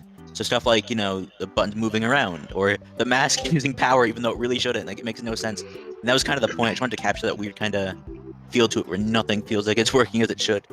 Okay, gotcha. Yeah, it definitely captures, like, obviously the FNAF ransomware and FNAF virus stuff that's still extremely popular, but also it's like, I guess if you never knew that existed and you kind of were just playing it yourself, you could just be like, this is like what someone would dream. It's like bringing a camera inside of a dream almost, and just everything's incoherent. So I get it. That definitely makes sense. That does explain it a lot. So makes sense. Yeah. Next question. Obviously, have it on my phone again. But did you really make this? I know that there's gonna be some people in the comments. Every single video of mine, there's always people in the comments that are like saying I'm wrong, and that's normal on YouTube, right? That obviously happens. But I know there's gonna be some people obviously asking the question. They'll want to hear it from you. But did you really make this game? I did, yeah. And if I can pull this up real quick, trying to show that I did in fact make it. We have the Freddy model used in the game. Like I said, it is incomprehensible. I think I just took a Freddy model and went ham on it with the sculpt tool. And, like it does exist like this. I did make it. Also, some of the others still here. Here's Bonnie. Oh jeez. Looking stunning as ever. Ooh. Yeah. That's what a funny thing about him actually is his face. If I were to... one of these.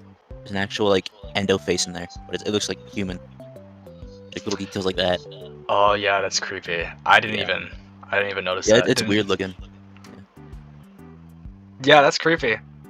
That is definitely something for sure. What about Chica and Foxy? I definitely want to see Foxy. I think Foxy is. He's probably got one the of my funniest favorite. design. He's just a worm. There's like nothing there. Just a leg. Ah, So I leave the full rig in because I'm literally just taking like the existing models and destroying them. And it's like there's like K built into each like. Oh, that's awesome. It's move at a time. And That's then awesome. there's his face. You can see the hooks coming out of the mouth. So that's normal. I did not even know that there was hooks coming out the mouth. Yeah. I completely missed that in my character analysis. I mean, to be I did fair, not there even is see like that. you're seeing renders in like 2 pixels. Like I don't blame you. That's So true. it's really fucked up hair as well. I wish I had that kind of haircut. And you have Chica. Oh, Chica. Yeah, here she is. So, quite the beautiful display we got going on here. I don't know why I did that, but I colored the bottom beak just the same color as like the rest of her head. It just doesn't look right, but like I guess it's a good thing. And you scroll down, and it's like the rest of the thing's just unfinished. They made a really nice bib texture. I love the Getty images there. That's, Okay, that's that wasn't even there. I added that shit on top of it to make it look worse. And just let. Oh my god, that's so funny. Like that you can't even see that in game, but it's just staring at you the whole time. I If I love put the that. UV, yeah, this is the full texture. Oh my god, It that's looks so awesome. bad. Yeah, it's Chica. Wrong. There we go. Yeah. Oh. Might be. This is what creeped me the most because I used to be the most scared of Withered Chica back in the day, just because her jump scare always caught me off guard for some reason compared to the others. Cause like it's just so sudden with the way it moves. I don't think like as a kid there's ever a time where I wasn't scared of it. So when I kind of channel that with this design, I think it did alright. It's not like the greatest thing, but it looks fine. I think a lot of people are gonna say Chica is their favorite design just because of how like unnatural it looks. I think Chica's creepy, bro. Like, Yeah. it's There's great. that one camera render where I think it literally just like took her head, where whatever bone that's, and I think it's bone. I don't name any of these, but I literally just took her head and like put it upside down like that in camera. That's in the first Holly render of her, I think. Yep. None of these you can just pose them as well. These are meant to be like for the wires that dangle from her hands, but they're not in the model. Yeah. It's That like, definitely proved to me that you yeah. made it. There's also just as over here I have the Unreal project of the game where it's just like it's just like a flat thing where I just like overlay everything on top of each other and then use an ortho camera to kind of like display it as its actual gameplay. Oh, that's awesome. That is Yeah, so like- cool. It's really jarring. You can literally just go into like toggle debug camera, and then you literally set the different layers. Ah, that's so weird, but so cool is. at the same time. Yeah, it's cool, but it is very weird to get a hang of. You can see Foxy slowly getting up, I think. Yeah, That's awesome. That is so cool. it's a weird way of doing it, but I mean like it works, I guess. Yeah, definitely. That is awesome. That is, I wasn't even expecting to see all this, but like I am just, I don't know. I guess after going over the game for the past week and just making the longest script I've ever made on anything and just seeing it actually be like how it got made is, I don't know. It's just fascinating to me. So, anyways, comments. I hope this. Let me pull my camera up. I hope this proves you wrong. He made it. It wasn't free games. He made it, even though you know, free games is on the website. But we'll get to that in a second here. I'll ask that in a second here. So that's definitely more than enough proof for me, and I think everyone else. I'm sure people are gonna be like dying to see more behind the scenes stuff. So I guess we can let's see. Anyway, we'll get to that. We'll get to that if I have more questions about it. But anyways, the next question is, why did you keep this a secret? Obviously, I know you posted about it on your Twitter page like almost a year ago now. I don't know. It's been a while, very long time. But like the Game Jolt page only has like almost 3,000 like views on it. So did you like keep this a secret? Did you just not really mention it or like bother to bring it up or? I don't know. I think on my end, the main thing was just like, I didn't want to draw too much attention to it. Because like, whenever I release stuff, people usually think it's for like one of my bigger releases, like stuff like Shipwrecked.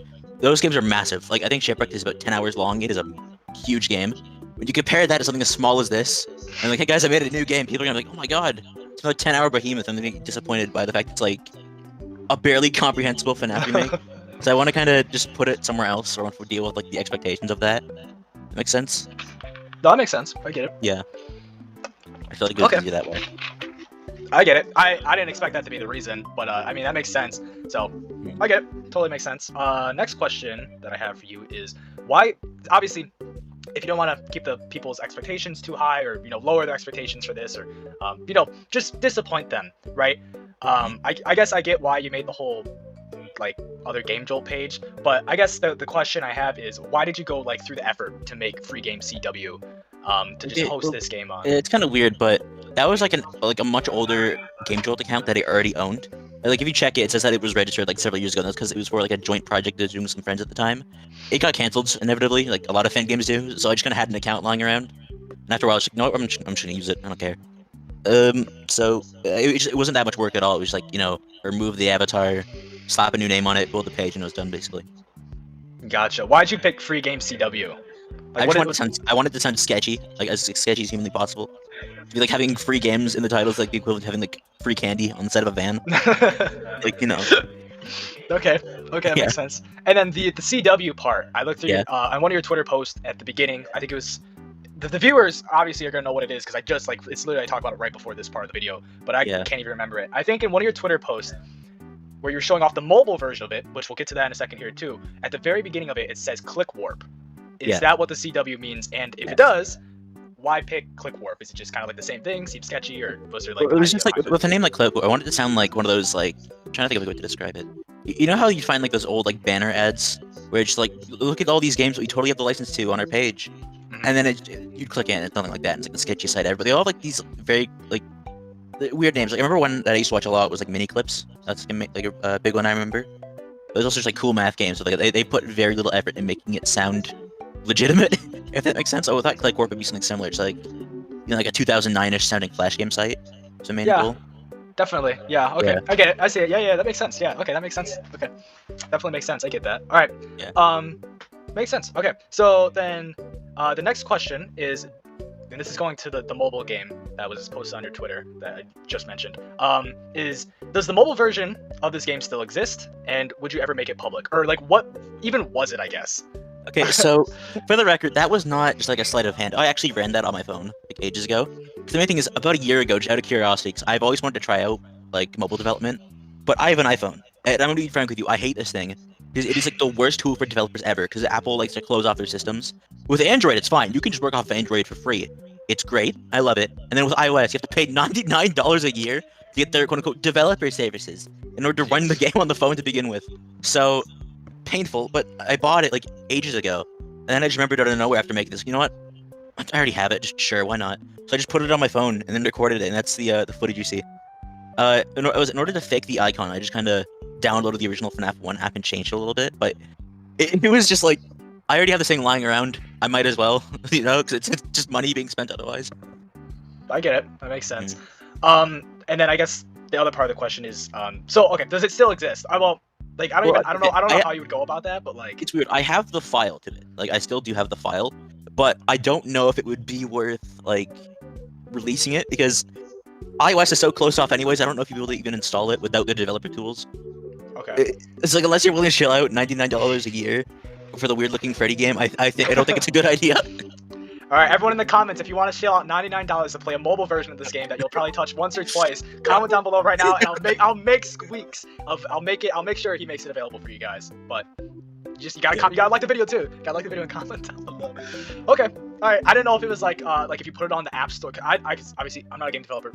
You're the professional here. I don't know how any of that works, but I didn't know if you like put it on like the App Store and then just downloaded it and then just like no, it was just like downloading it directly to my phone from my PC.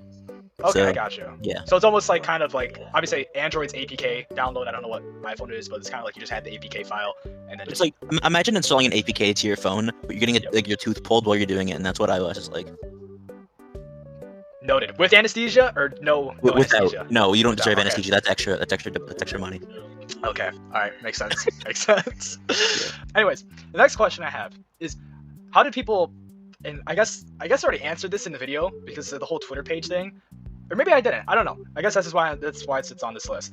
How did people find the Game Jolt page for Five Nights at Freddy? And then like, did you post a link for it online, or did they just kind of like find it randomly?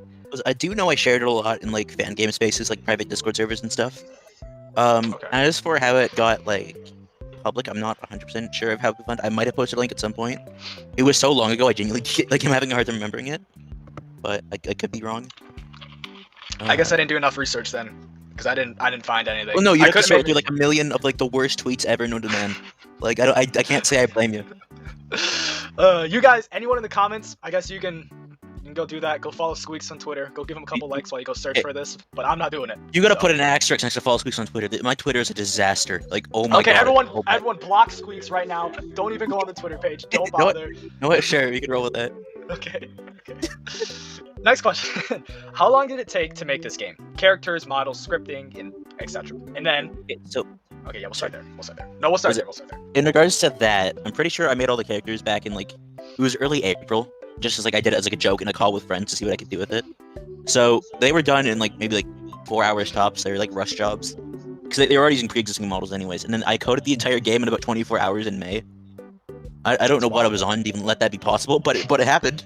So yeah. So in total, a day to get it done. Mhm. Wow, I can't believe I made an hour-long plus video on a game that took a day. It's Yeah. It's kind of disappointing for me. Well, not really, Do but very you see interesting. how the very game looks? I can't say I blame you. Like I put it together like in five. Like it's so. I have a PNG of a Duracell battery to count the power. I don't think I put that much effort into this.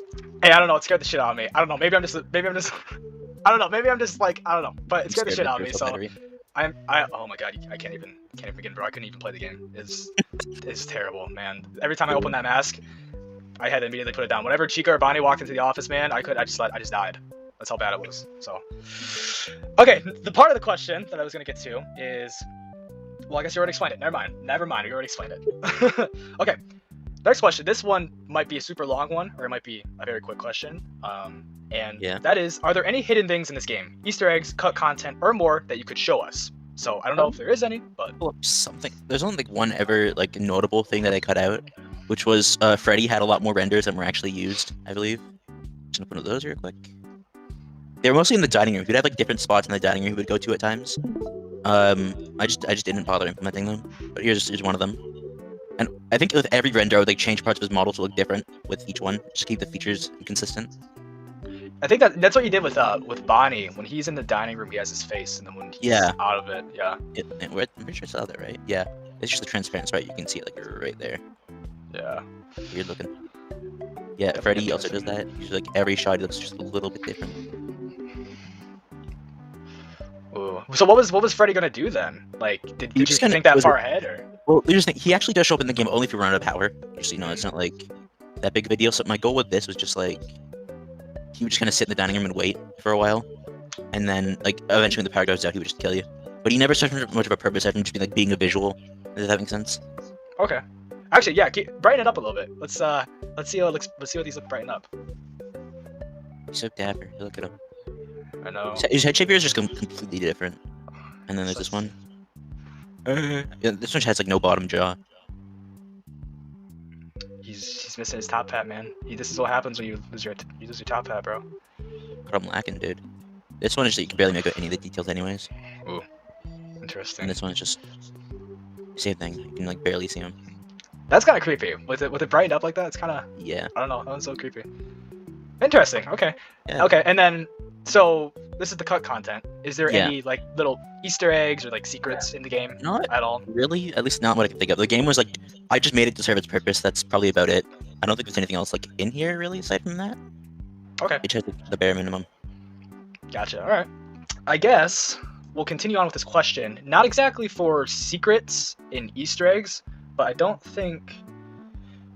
have any more questions like this, so I'm just gonna ask it now because it just popped into my head. Is there anything else, like I guess like for the character models or the cameras or the office or anything that you could also show us more in depth? Like, I guess. I'm gonna be completely honest with you. I don't think I have any of the room models anymore because I literally just used remakes of them and just changed the lighting a little bit, and then I just closed it when I was done. I only had to do so many renders. Yeah. Okay.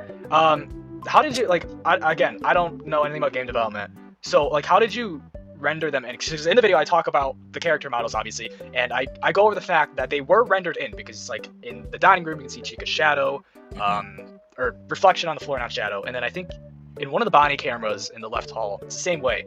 So how did you go about like doing that? Did you put them in the blender? Did you have like a pizzeria model? Like, how, I have no clue how it works. It's kind of weird, but what was it? They have a they basically have like a really accurate recreation of FNAF 1's map.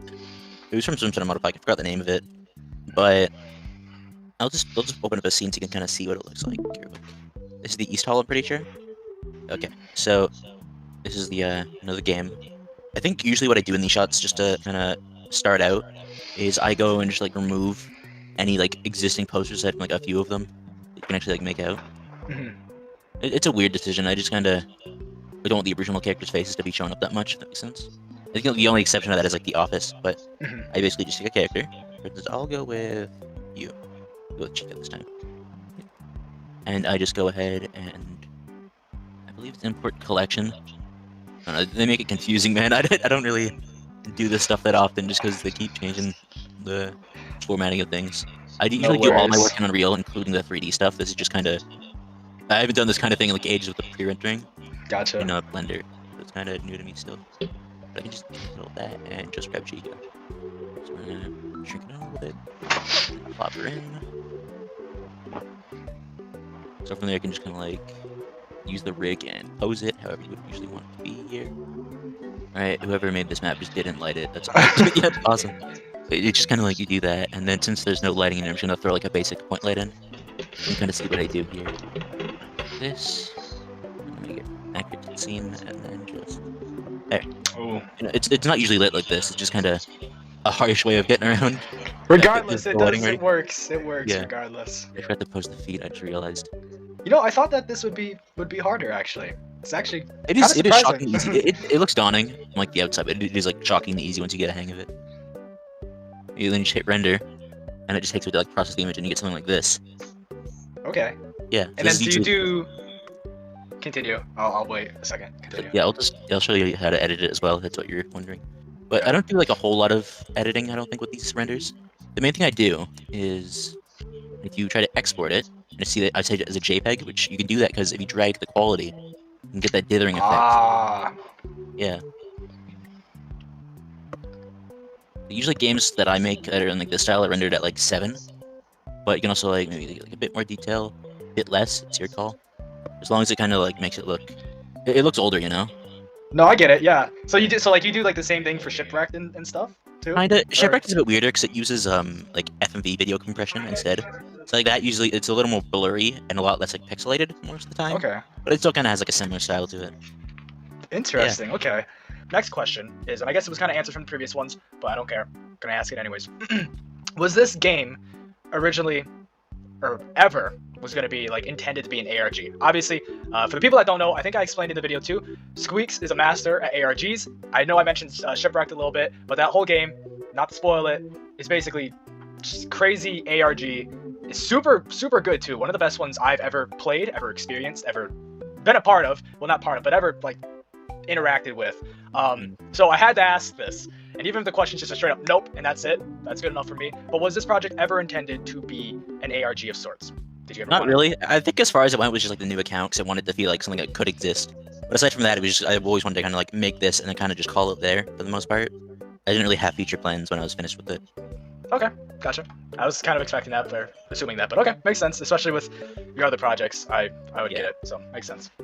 Okay, next question, and this is almost the final one. I'm kind of surprised at how fast this is going. I thought this would be longer, but maybe I'll pull a couple more questions out of nowhere to ask. But before we get to that part, if this video does good, and who knows if it will, I think it will. We'll see. Everyone can ratio me in the comments or yell at me in the comments if this video does terrible. But if this video does happen to do good, and people want more high quality content like this game, or even if you consider it low quality, I consider it high quality. I'm sure everyone else does. But regardless, would you make more FNAF fan games like this if people would want to see it, if there is a demand for it? I don't know. Like the main thing is, I don't want to just do this forever, honestly. Because like I feel like after a while, you're gonna start playing into your own tropes. I see this happen so frequently, and it just gets like annoying to a certain extent, where like a series or a game or something like that will just repeat its own formula into the ground. And I'm also not made of ideas. I can't just keep coming up with these forever. And I feel like the one that I already put out kind of did its job already. So I don't know. In regards to that, at least, I think it's fine. It's a standalone thing. Valid question. Very valid question. Or valid answer. So, yeah. Okay. And then this is the quote-unquote final question that I had for this interview. We'll see if I have any more. We'll see if, as I said, another one just kind of comes out of nowhere. But the final question, quote-unquote, is there more content like this that you've made that no one knows about? Yes. They're like, not no one, but like very few people, at least, as far as I'm concerned. Okay. And then I guess the next part of the question is, do you have plans to make something else like this in the future? Doesn't have to be a fan game. Obviously, I know you already answered that, but like just more standalone. Doesn't have to be FNAF related, but maybe just more like, hey, this is a good idea. Let's do it. Let's crank it out, and kind of. That's something I do want to do, like smaller projects. Okay, gotcha. Now, I guess as a follow-up to that question, would you want to also keep those other kind of secretive projects that are like this a secret, or would you want to show us them? And either answer is perfectly fine. We can have people watching this video going a wild goose chase for these. That's perfectly fine with me. But I want to know if that's what you want to do. At least as of now, like my main thing is, if I feel like it's worth showing in retrospect when I'm done with it, I might share it. But with a lot of these, just like small things that I put out there, so in that case, I just want people to find it. I just feel like it's more fun that way. Yes. Yeah, that's how I've always seen it. Like, even with Shipwrecked, a lot of the way I'm marketing it right now is I will literally have like YouTube channels that don't look like they're mine, posting supposed in real life footage of stuff that happened there. Just like stuff like that, because it adds authenticity to the world, as if it's not just me uploading it, you know? Mm. Well, you heard it first. You heard it here first, guys. There's more stuff like this. I don't know if it's FNAF related or just more standalone projects, but if it is or if it isn't, definitely go start searching for it. Who knows? Maybe I'll make another video on something. Who knows? We'll see. But we're not there yet. We aren't there yet, or maybe we are. Who knows, guys? Who knows? But that was the final question. I don't think I have any more questions personally. I think I kind of went through everything I needed to go through. Now, I don't know if you'd want to share more details regarding the game, the renders, or just anything regarding that. I don't know if you want to show more stuff off, or if you don't, it's all up to you. But for the most part, those are all my questions. So totally up to you on what you want to do. So yeah, I don't think I have too much else to show in that regard. I feel like in terms of this game, you've probably already searched it about as dry as possible. Probably, like, yeah. The fact you got an hour out of this is still kind of mind-boggling. I don't know how you did that. But I'll say it's a good thing on the part of the game. I guess it's probably a good thing. It's just very surprising. But I don't think I have much else to show in regards to this game.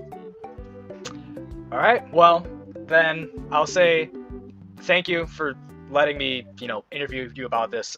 If I decide to make any more videos about any of your other projects like Shipwrecked or anything like that, I would definitely love to, do this again. You've been very accommodating, and I again apologize for how long it took to get this all set up. No, seriously, it's fine. Don't worry.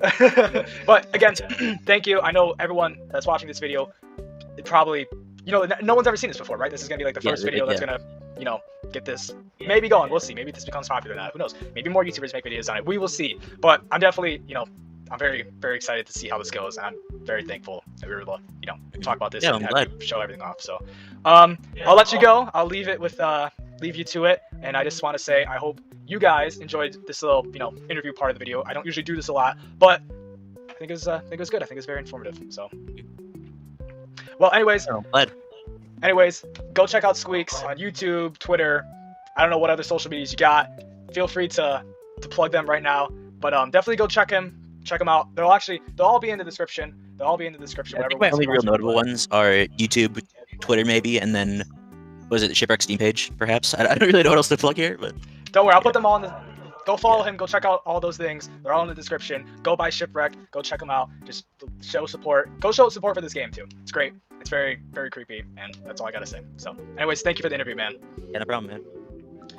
And for anyone who had doubts about this game, its creator, and if it even existed, well, then I hope that this interview finally answered all the questions you had, and proved to you that everything I was leading up to was, well, true. ClickWarp was a fake company that Squeaks made to make the game more authentic feeling, and to make it seem more sketchy to fit the vibe of the game. Fready was the other animatronic I mentioned throughout this whole video, which ended up being cut content from the game, and not really serving too much of a purpose. The game is 100% safe, and doesn't contain any viruses, and was just made to replicate sketchy flashlight games along with some of Squeak's nightmares, and well, the list goes on. Seeing all the behind the scenes content for a game as disturbing as this makes me not as scared of it anymore, but instead makes me appreciate the work that was put into it. The fact that this game only took 24 hours to make for the most part, and ended up just being an amazing side project is insanely impressive, and I just have to commend Squeaks for being able to do that, while also creating an absolutely terrific fan game that has flown under everyone's radar.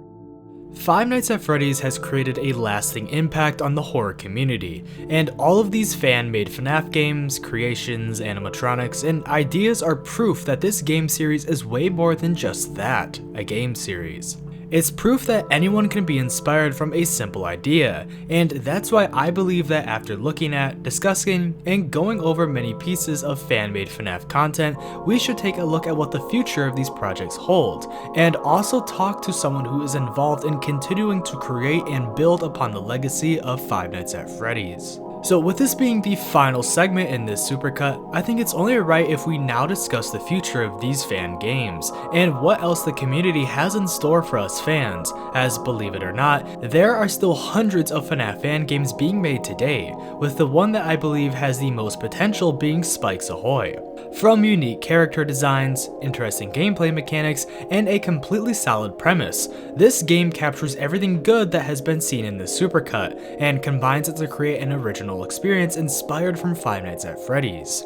There's a lot of fan-made related FNAF content on the internet nowadays, but this specific piece of content seemingly stands out from the rest, and seems to be the next big step in the way of fan-made FNAF games, and may entirely stand out compared to the rest in the genre. But after all of these years, making videos regarding fan-made FNAF animatronics, games, and etc., I knew the only way I could wrap together this supercut would be to interview a FNAF fan game creator, which would allow me to understand their thoughts, ideas, and inspirations behind creating these unique ideas, as this has been a question I have had since I became a FNAF fan back in 2014. So with that being said, instead of again looking back at old models, games, and characters, let's instead look forward and look at what the future holds regarding FNAF fan games.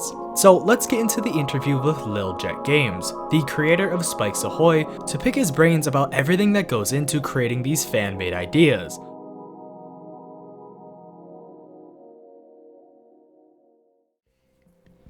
So guys, this right here is Lil Jet Games, the creator and developer of Spike's Ahoy, one of FNAF's brand new FNAF fan games coming out very soon. I don't know when it's coming out, but that's what we're here. We're here to talk about this fan game and basically just kind of see what it looks like and basically pick Lil Jet Games' mind and brains to kind of, I don't know, see what he, used for inspiration to think of these fan-made games and all the characters and story and all that stuff. So, Lil Jet Games, I know I kind of just introduced you, but please introduce yourself. Hello, I'm Lil Jet Games. I go either by like Lil Jet or just Jet. I'm the creator and director of Spike's Ahoy. That's really about it. Hey, that's all it needs to be. That's all it needs to be. No worries, no worries. So, basically, in this whole video, I've talked about and gone over everything FNAF fan games, from characters, the games itself, to literally everything. Basically just everything I could have, because I find it very fascinating and it's one of the foundations of my channel. I used to talk about FNAF fan games and all of this stuff, and I've had the pleasure of interviewing other people who have made FNAF fan games in the past, but there's something different about yours, and I can't necessarily put my finger on what it is, but I think what it is that I'm so interested about it for is the idea and concept and how it's going to continue to, I guess, bring together the FNAF game legacy and all the other games combined in the past, whatever. I've already talked to people about their games and stuff, but the difference with this one is, well, it's not made yet. It's not even, there's not even a demo for it yet, and it's in development. And I think that's completely different compared to what I've done before. So I want to, well, as I said earlier, thank you for giving me the pleasure of, you know, having your time to talk about this. But what I want to do is pick your brains about all of this. So let's get into it. Now, I have a couple questions I have to ask you, or want to ask you, and I want you to, I guess, share everything you can. I know the game isn't out yet, and I know there's some spoilers you don't want to, you know, I guess, say, or, you know, whatever. Avoid spoilers and whatnot. But, well, let's get into the first question I have. So are you ready? I am ready. All right, let's do this. So the first and main, and I guess longest question I have is, what is this game about, and what can you share with us about the game itself, whether it be the characters, gameplays, or story, or whatever it is? What can you share to us about this game? I don't mind talking about gameplay. I really don't Let's mind hear it. talking about gameplay. So really Spikes Ahoy when it comes to its gameplay, very much taking inspiration from Jollibees and the Joy of Creation. So the game is limited free roam. When I went by like when I said Jollibees, you have your, like, you know, your regular main night segments and you have your post night sections. But when I say like the Joy of Creation, because it's limited free roam, when you're in your main office segments, you are not just looking from left to right. You are just not point and click. It is the only time like it would be point and click is when you're accessing your cameras. If you want to shut doors, you get up and close the doors. I really like fan games like that. The point and click type of gameplay like FNAF is just, you know, it's overdone. I just like stuff like the Joy of Creation, and that's what I'm heavily trying to take inspiration from. When it comes to like its post night segments, that's when the spikes get a lot more unique a little bit. Like I said, even though we take inspiration from Jollibees, like you have when you're doing your post night sections, you have to go to a different area of the location and do some sort of task. Like with the demo that we're creating, it's the night one post night demo. And in it, it's set in the arcade. You have a certain amount of arcade machines you have to fix, and there's like 3 phases to it. Not gonna say the phases because that's a spoiler. We plan on doing like a trial and error type stuff. So, you have arcades you have to fix. There's no time limit. You get it done when you get the game done. Like when you get the level done. There's no time limit to it. And as you're doing that, it's very much stealth based.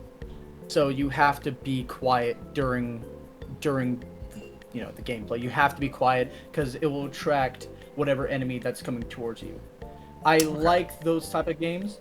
That will give you a little bit what we're doing for the demo, and it will give you a little bit more what we're doing for other post-night segments. Like I said, main night sections, like office segments, very much FNAF style. The only difference is that it's free roam. You gotta get up and walk around if you want to close the doors and stuff. I feel like I feel like it gets you more on the edge of your seat. I feel like. Okay, interesting. That is very interesting.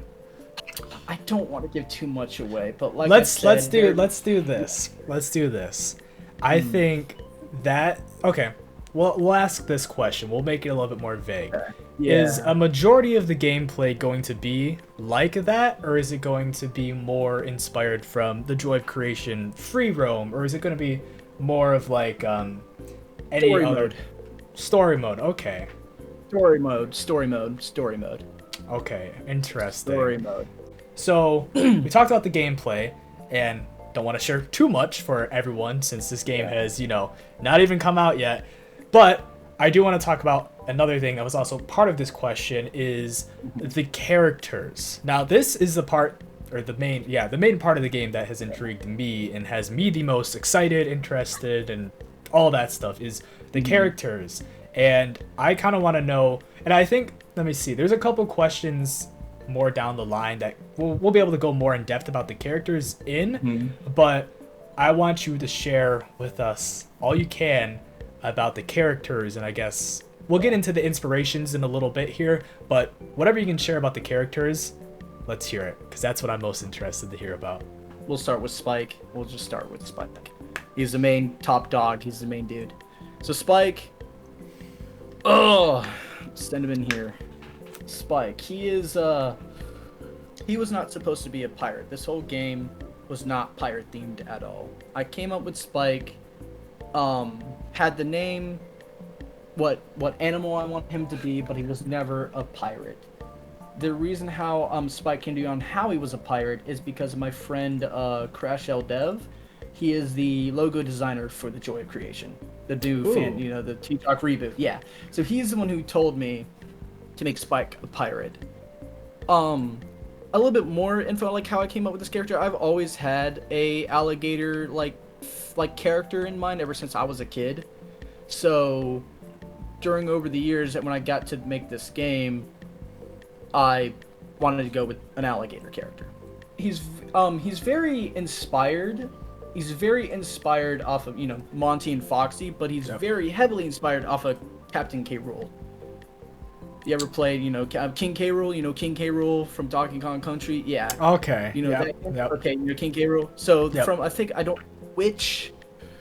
I never played the one with Captain K. Rool.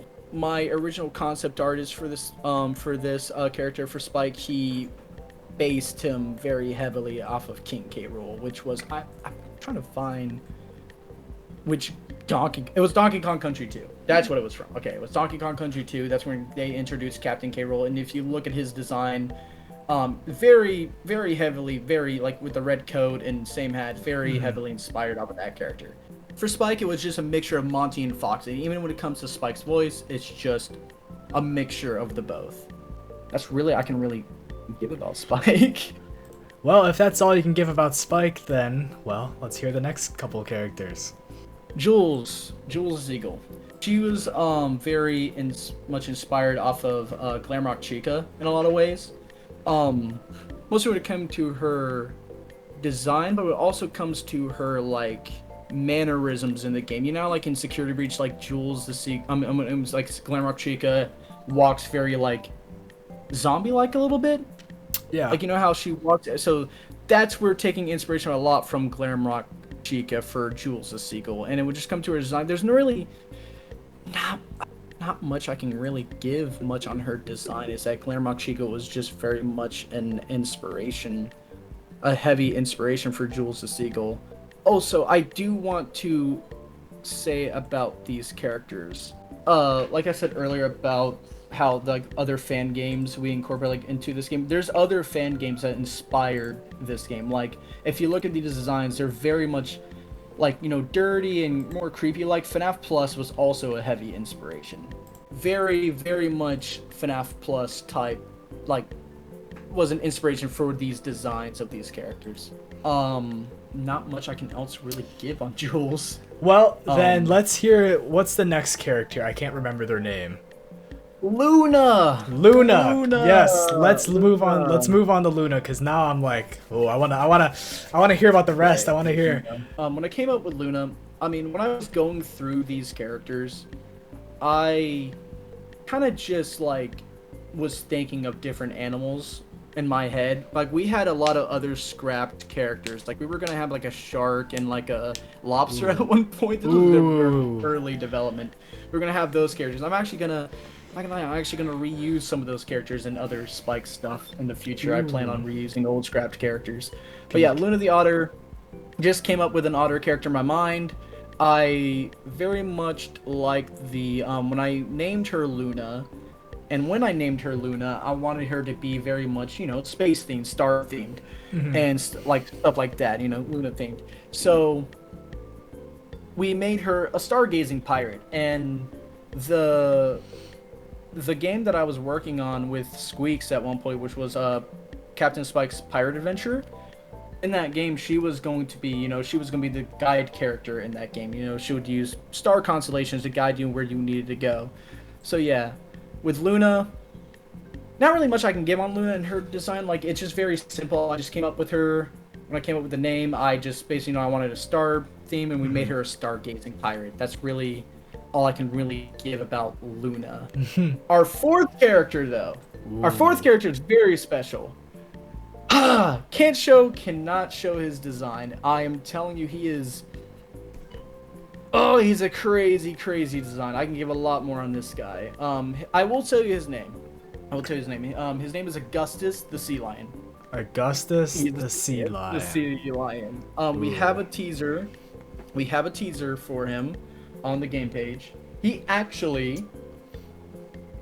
went through 3 different concepts for his design. Well, actually, no, not 3. 2. It was 2. Originally, he was going to be a sailor. He was going to be a sailor and not a pirate. We changed him over to being a pirate. Let me find that teaser image for him. But yeah, he was originally supposed to be a sailor. When we made him a sailor, I just didn't think with the type of thing we were going for spikes, like it was just too, it was too, we're going for more like fictional type of pirates, not like, so I feel like in that type of theme, like sailors, like just like regular sailors just wasn't fitting. So I was like, to my concept artist, I'm like, hey, I don't want him to be a sailor. We need to make him a pirate. Augustus is very much, when it comes to his character, he is very much inspired off of Pete the Cat from Mickey Mouse. Okay. Pete, yeah. Very inspired off of Pete the Cat. Also with his voice, very also similar. Okay. I wish I could show you his original concept, but not much has changed with that concept over to the newer design. Is that we just changed him over to pirate, but Augustus is also very much our Foxy of the group, so he's our out of order animatronic. Okay. And okay. he is stuffed back in storage, and he will have his own post-night section.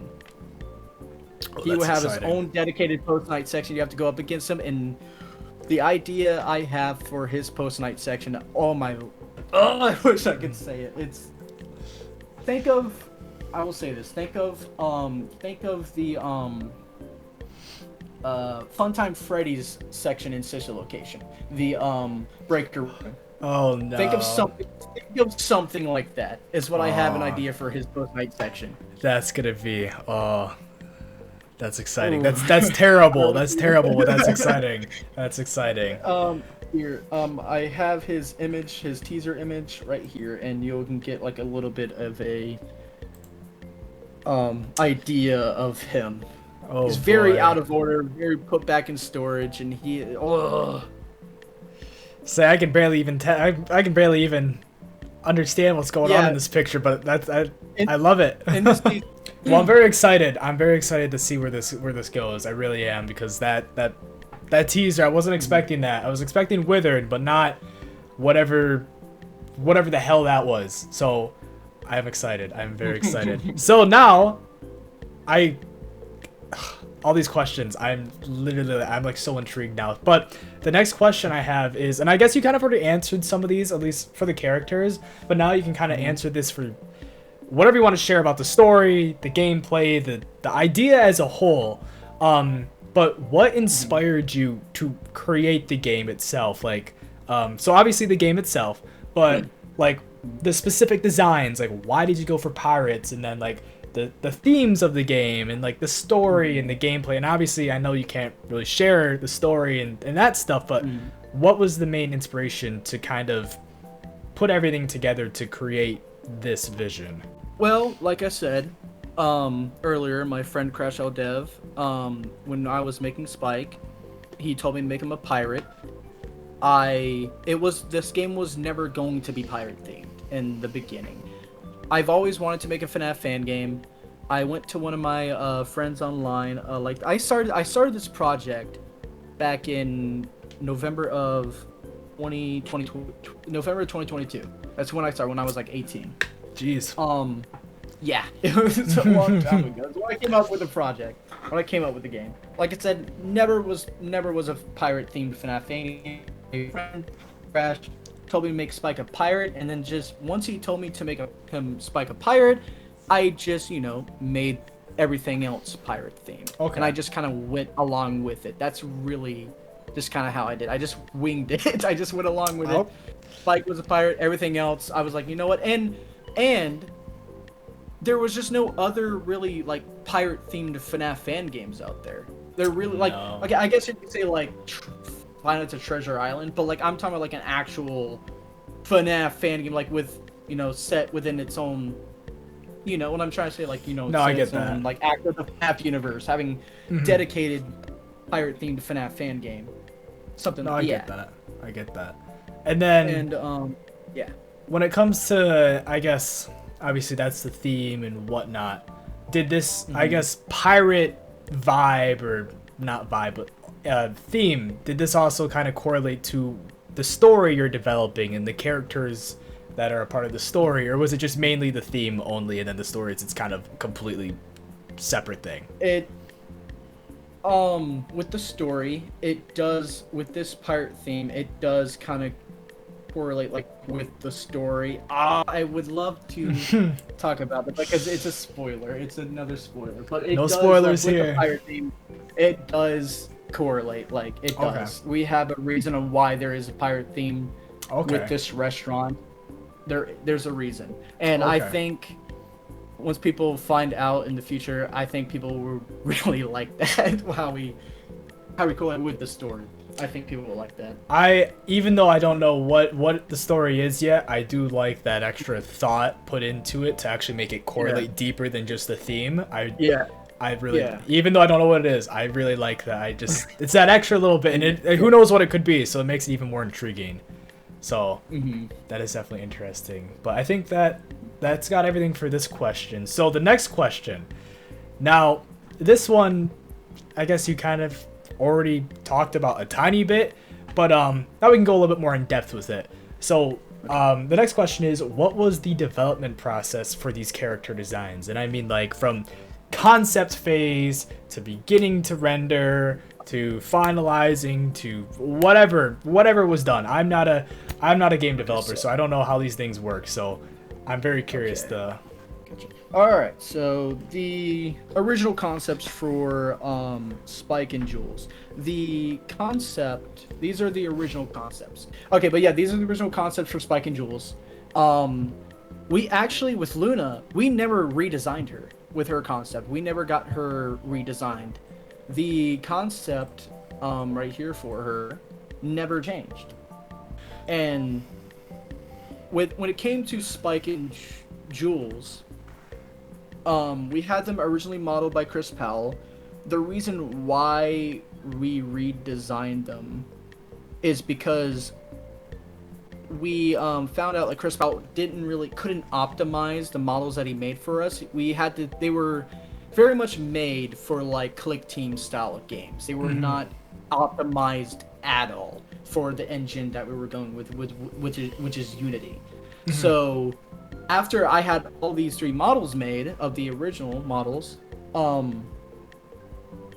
it was just bad. It was just bad, and we had to redesign them. And that's when I bringed on Soul 3D. He worked on FNAF in Real Time. He made the brother model. Okay. He made the brother animatronic model. Yeah, so he was the one who made all the current models for Spikes. The current enemy models, at least, not the human models that we have. Those are done by completely different people. But the animatronics, yeah. We took Chris Powell's original model that he made, like the first model he made for Spike, and we kind of just based it off of that. That's like, this is the current Spike concept art that we have. And that's what we based for Soul 3D's model. That's what so we just went off of Chris Powell's original like model, and then we just redesigned it, and we just touched it up a bit and made it how it is right now.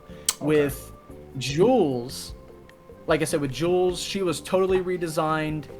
If I can remember, I'm just trying to remember like how, like when it came to Jules, like why we redesigned her so much. I guess it's because we just didn't like how she looked. I can't really remember. It was a long time ago when we redid these concepts. So like, I think we just didn't like how Jules was, and so we went again like, oh yeah. So one of the reasons, if you look at Jules, she has chicken feet.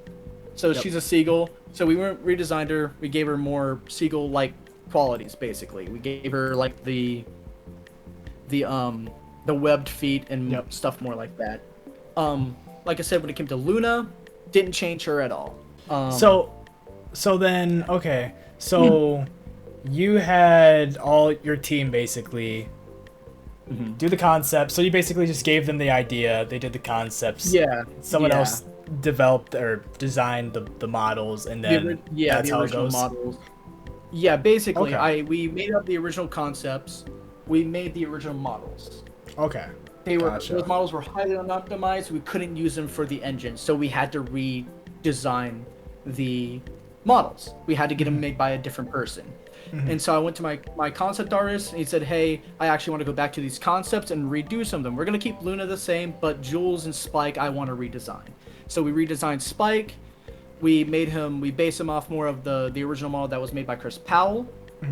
And Jules, like I said with Jules, she was just, we didn't really base her off anything. We just totally redesigned Jules. So then, okay, then that leads me into the next question perfectly. So, if that was the development process of the characters, then what does the development process of, I guess, the game as a whole, like, how did that come? Like, did you also get concept artists? Did you need to get the team to do things for you? So, like, how was that the same, like how it was with the characters, or was it different? It was not like the characters at all. Okay. It was when it came to building my whole team up and like the game itself. It took a pretty long while because, like I said, when I came up with Spike's Ahoy, which was back in November of 2022, I had no experience when it came to game development. I was a content creator. I made FNAF videos. Like I played FNAF. I did reaction videos before I did all this. So like I had no idea how to make a FNAF fan game. I just kind of winged it. I went to some of my friends on here on Discord and said, hey, I want to make a FNAF fan game. At first it was just, just for fun. We were just talking about it, but then I got really motivated.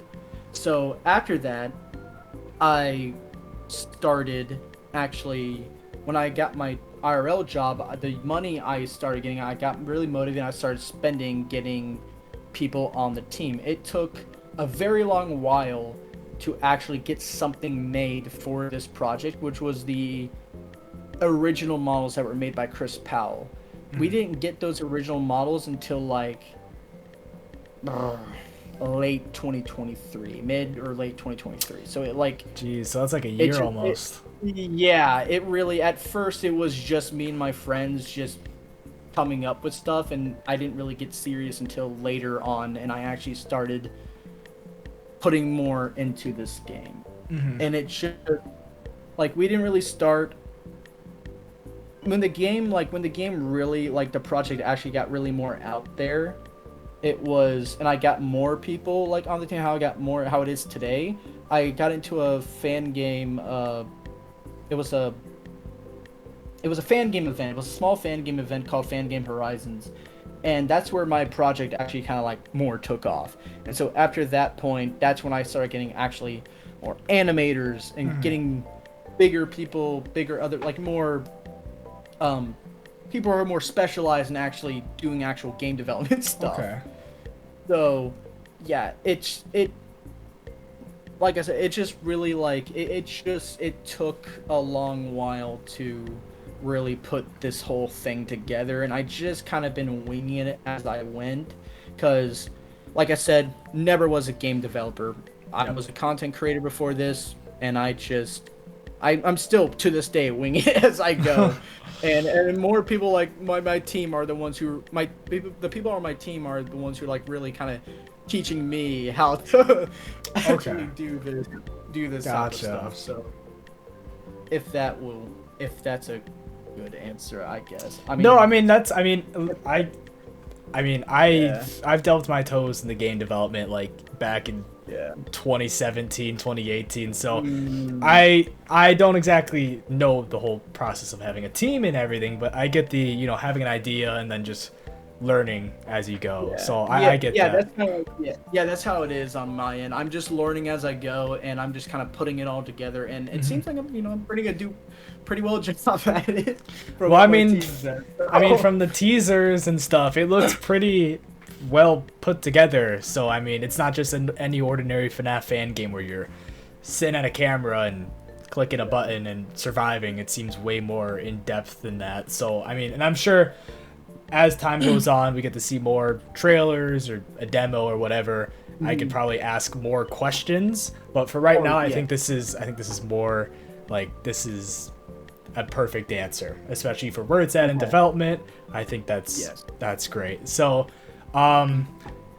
next question: what would you say to people who want to create a FNAF fan game or something similar to this? And this is actually kind of going right back to the last answer, because you said you didn't really know much and you're still learning on the way and you're still figuring things out. You're not like a professional game developer. You're just going, you did it all by yourself. You figured it out. You learned to do it yourself. So what could you say, and this doesn't even have to just be FNAF fan game developers, but let's just say it is. What would you say to those people who are also watching this video right now who would want to create something like Spike's Ahoy or something similar? Just want to create their own FNAF fan game. I would say go for it. I mean, I think it's a really great way to get into game development, like starting with fan games. Like a lot of game developers started with making fan games. I think I think Toby Fox started making hack ROMs for a game. Yeah. I would just say go for it. If you want to make your own FNAF fan game, or wants to make your own fan game, I would just say go for it. It's a great way to get into game development and to get to practice and do more with creating, getting into more of the word. I'm trying to think of the word. The space, the game development space. Yeah, the space. Yeah, just get into the space. Yeah. No, I think I mean I agree with you there. I don't think there is really much else to say for this answer. There's really much.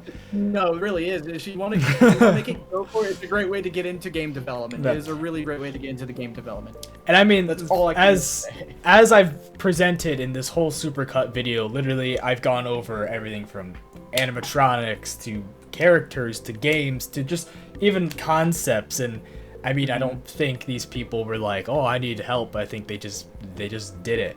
So for anyone watching, for you guys, just do it. If you guys want to create more stuff like this, just literally as he said, just do it. Just do it. It's fun. Like I've been doing this I'm still on this fan game. I've been doing this for literally 2.5 years. I'm still doing it and I'm still having fun with it. It's like I've not got bored with it, and it's I'm very motivated to get this project done. And I feel like if you have a project, a game, like even in a fan game, whatever you want to work on, if it motivates you a lot, like just keep on freaking doing it. It's just, I mean, that's how it should be. That's how it should be. It should be a passion project, and I mean, that's how it should be. So actually, again, leading right to the next question, which it segues perfectly. I totally didn't plan to do this at all or anything, but how do you think the community will react to this game, and what are your expectations? And since this is a passion project, and since you've been working at it for, what'd you say, 2.5 years?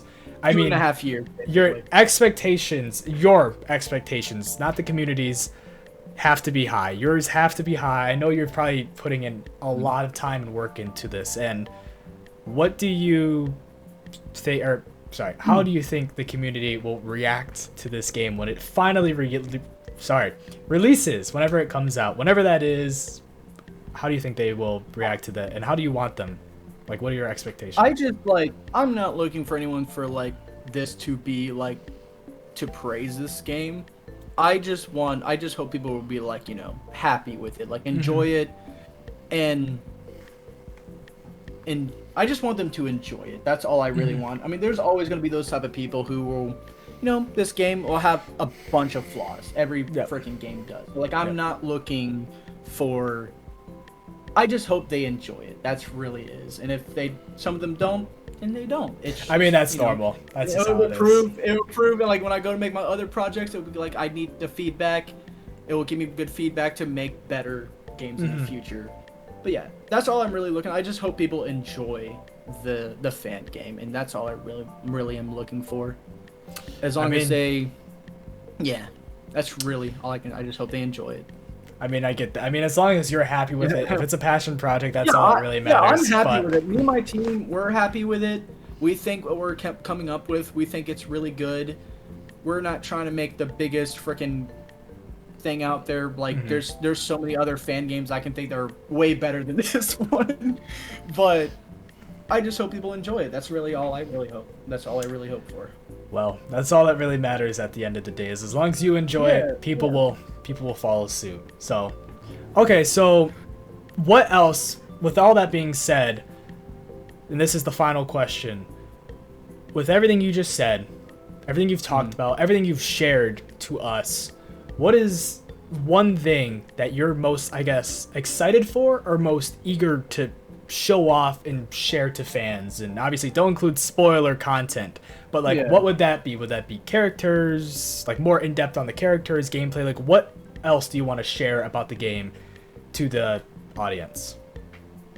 I really want to talk more about the gameplay because there's stuff that I did leave out in that original question.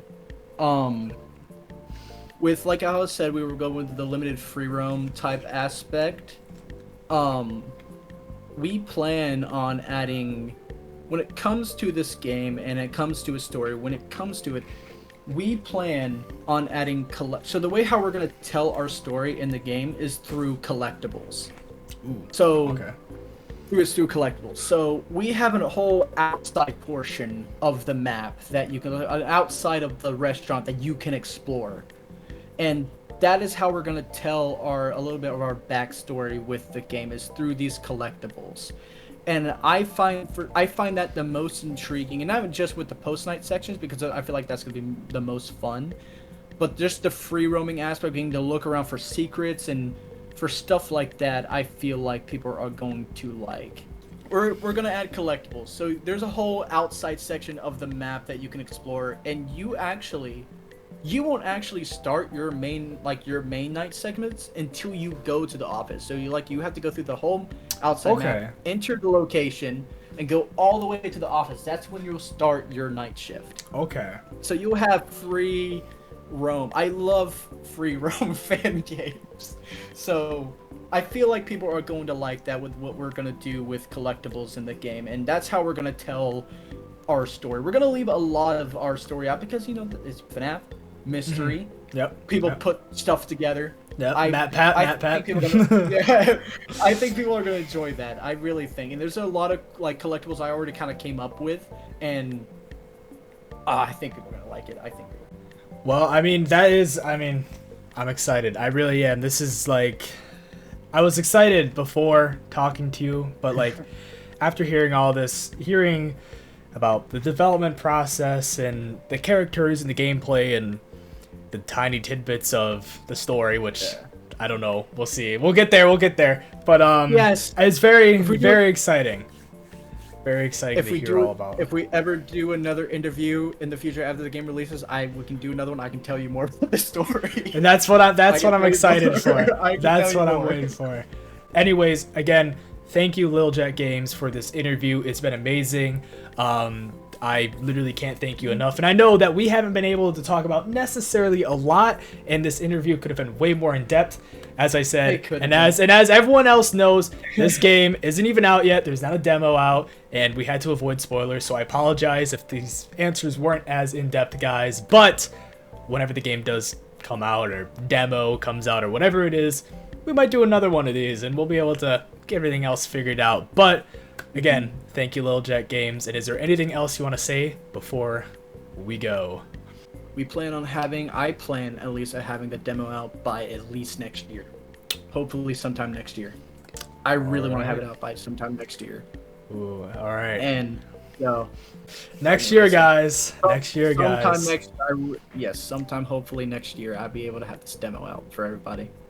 Well, Sometime. I'll make sure that I'll keep in contact because I'm looking forward to this. But again, thank you very much. And on screen right now, guys, are 2 other Supercut videos, one about FNAF hoaxes and one about FNAF lost media. So if you enjoyed this video, you guys will also enjoy those 2 as well.